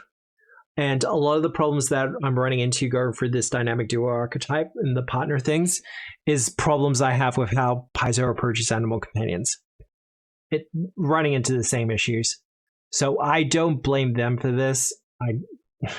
Blame is such a strong word, but these are pre-existing problems. The fact that they do allow accuracy is kind of fantastic, though. I'm not sure what balance points they put in for that, but simple weapons, all saving throws, yeah. Hit points. Positive constitution for each. So they have less hit points as well. Look,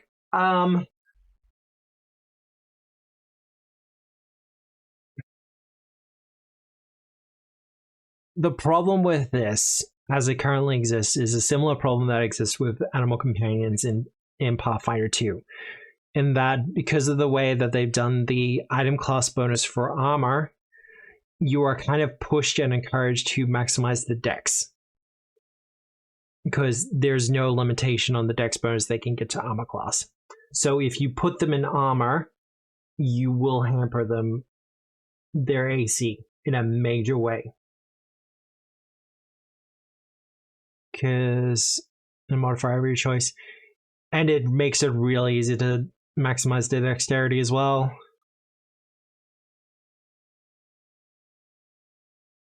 And your partner can use the combo attack listed in stat block, that's fine. Because they get that at 4th.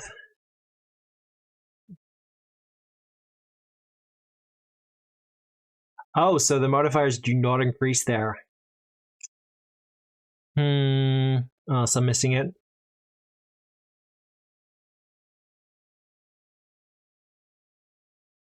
Yeah. Ability modifiers, you increase one of these modifiers by 2 and 2 modifiers by 1 and a decrease of 1. So 3. Nothing at great.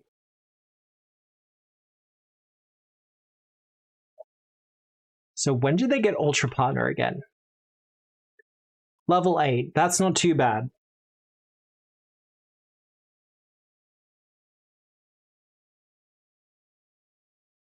But as soon as they hit level 8, you're pretty much breaking them down. Probably taking the armor off of them at that point. Honestly, in this kind of situation, even Explorer's Clothing has a dex cap. Yeah, alright. Now, I will say there are some advantages here with having a partner as opposed to having an animal companion. One of them is because they're a humanoid target and they count as an ally, you can use Mystic and they can get the basic spellcasting benefits. Mystic Armor, as it's called now. I would absolutely give your partners shield.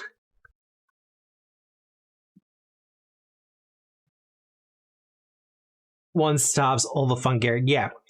I would use this. I know they list fighters and champions, but I would probably grab a bard or a cleric. What are the divine fonts? Yeah. And I believe they get that at 8. Mage Armor Tank Wizard? Yeah. I think Mage Armor still gives you the item bonus, though. What I would have liked to have seen, and I fully understand why they didn't do this, it would have been a lot of extra work. Your partner. It's fine.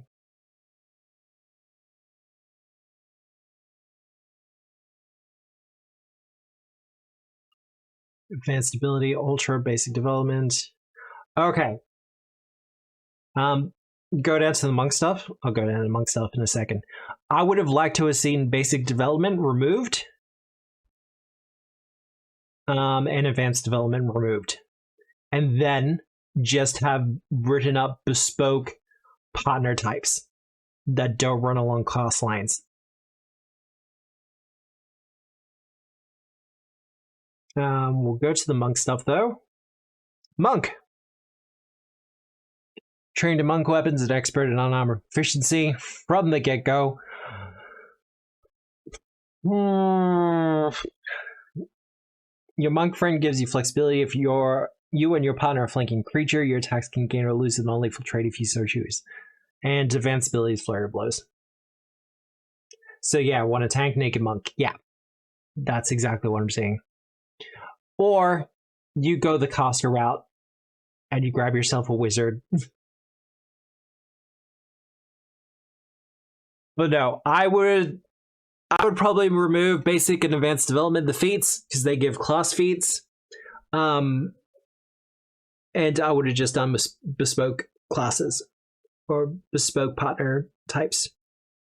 They did it in Pathfinder Edition 1 with the I think it was the Knights of Galarian book or something like that, where they had specific partners, like you could have a torchbearer companion and that kind of thing. I would have gone a similar route. Once again, I understand completely why they went this way, though. Completely understand it. Because this does really break down a lot of the work.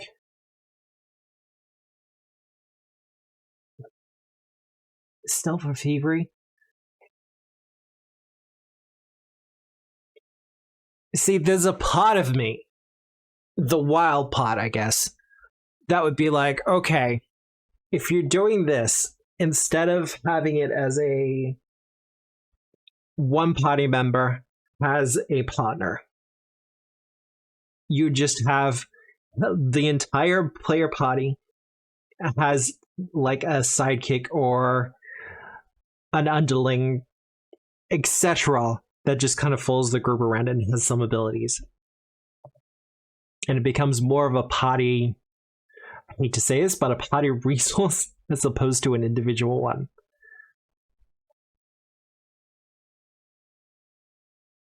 Though, I will say, as someone who is currently running Gatewalkers,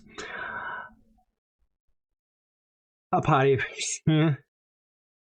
who gets to be in control, really, yeah, no, that's an issue. And it would be one of those things where, honestly, you could do it as a GM NPC, because the lower power level means that they're never going to take the spotlight from anyone. They're going to have their cool moments from time to time, and the party's going to clap and cheer whenever they do, but it's never going to take the spotlight from the rest of the party. But I will say, running Gatewalkers, Sakawachi, like the NPC chosen one, have her as one of the have her as a partner instead.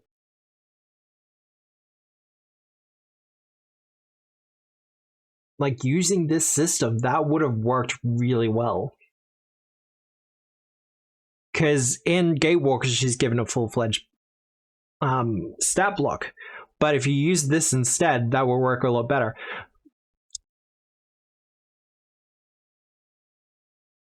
Hey, Adam! Long time no see. I'm actually going to be taking off in a second because we're almost done. It has been a while. I'm currently going through the Waifu Handbook. It's actually really good. Actually, it does the command work. It does. People want to get it for themselves, they can follow that link. But I really like the concept around this.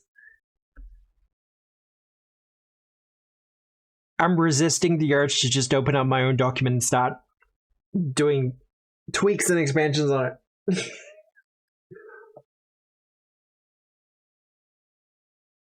Because with these partner types, you also have the perfect opportunity to have a waifu partner. Session 0, safety tools, all that with it. But this is an absolute opportunity to grab some of the like big ideas from this book already, like a battle bride and the waifu, and have them as partner types. Never thought I would ever say that in like an honest design kind of conversation. But yeah, I would have liked to see bespoke types. I think that would have been good.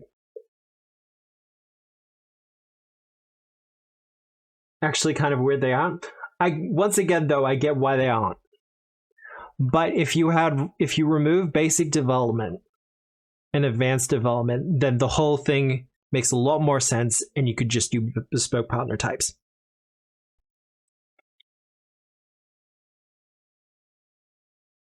You wouldn't have to do too many, maybe a half dozen. Or you can do a Jesse and James from Pokemon. A little bit, yeah. That is the general idea. And it's just, yeah. Though that does give me an idea for a Pokemon game, but we won't get into that. I still like the system as it stands. I'd want to do a few alterations to it, but that would be about it. I thought this was all written pre-remaster, but from some of the things I'm seeing and from some of the comments we've read in the book itself, this was done during the remaster, but obviously was out before the whole remaster has done. But yeah, it's a very good concept though, and I like it.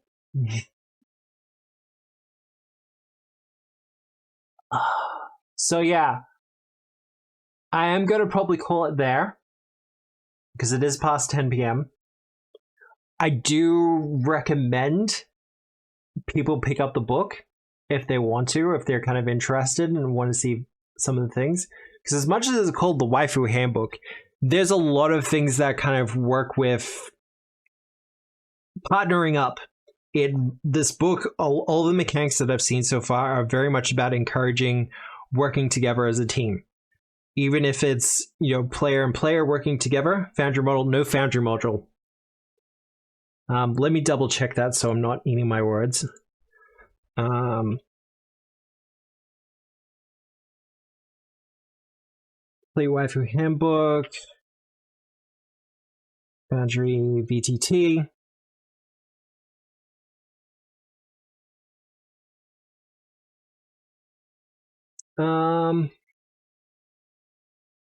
No, doesn't look like it.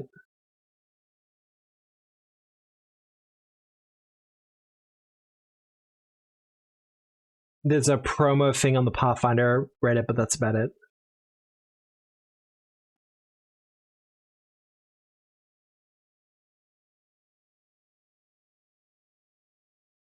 Yeah.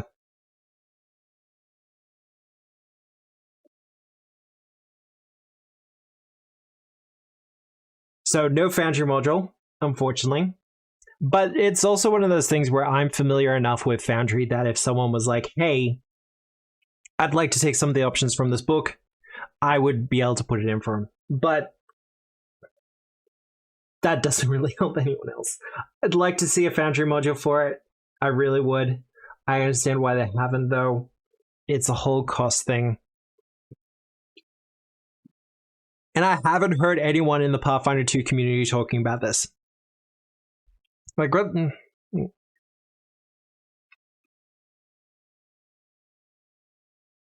Like this quality of art is through the entire thing. It is 350 pages, 340 plus pages. Contains a full setting.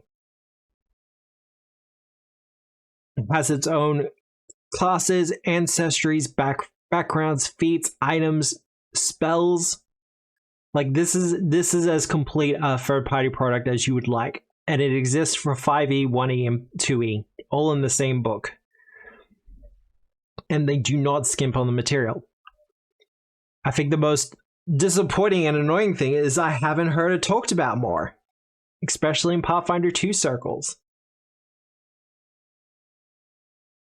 Like, I guess people are just dismissing it, but when it comes down to it, this is still quality work.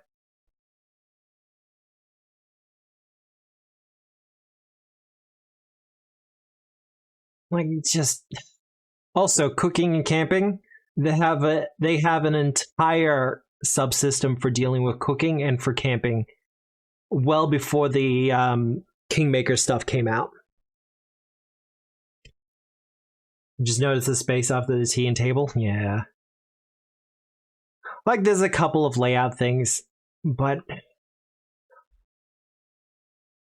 I have seen a lot of trash come through. Even through PFI, I've seen some pretty terrible stuff. And to see the amount of quality effort that's been put into this, yeah, you can tell it's been built with love. And usually Pathfinder 2 is an afterthought. I said it in my last stream for this. Pathfinder 2, whenever you have one of these multi-system third-party books, Pathfinder 2 is the afterthought. You know, they hand it off to a secondary team who will get it done when they get it done. And 3 years later, you finally get it, and it's like, oh, cool, thanks. But, and I'm told that the writer behind it has more of a focus on 5e, which makes complete sense. But just...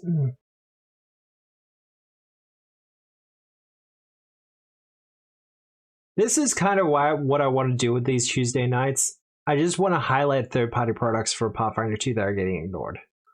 Like quality stuff that might have a couple of problems, might be a little bit off, but are still goddamn solid. Like, even the Ancestries that we went through last time, if someone came to me and said, hey, I want to play one of these Ancestries, I'd be like, fuck yeah, let's do it. But that's just me. I am but one GM. I get that.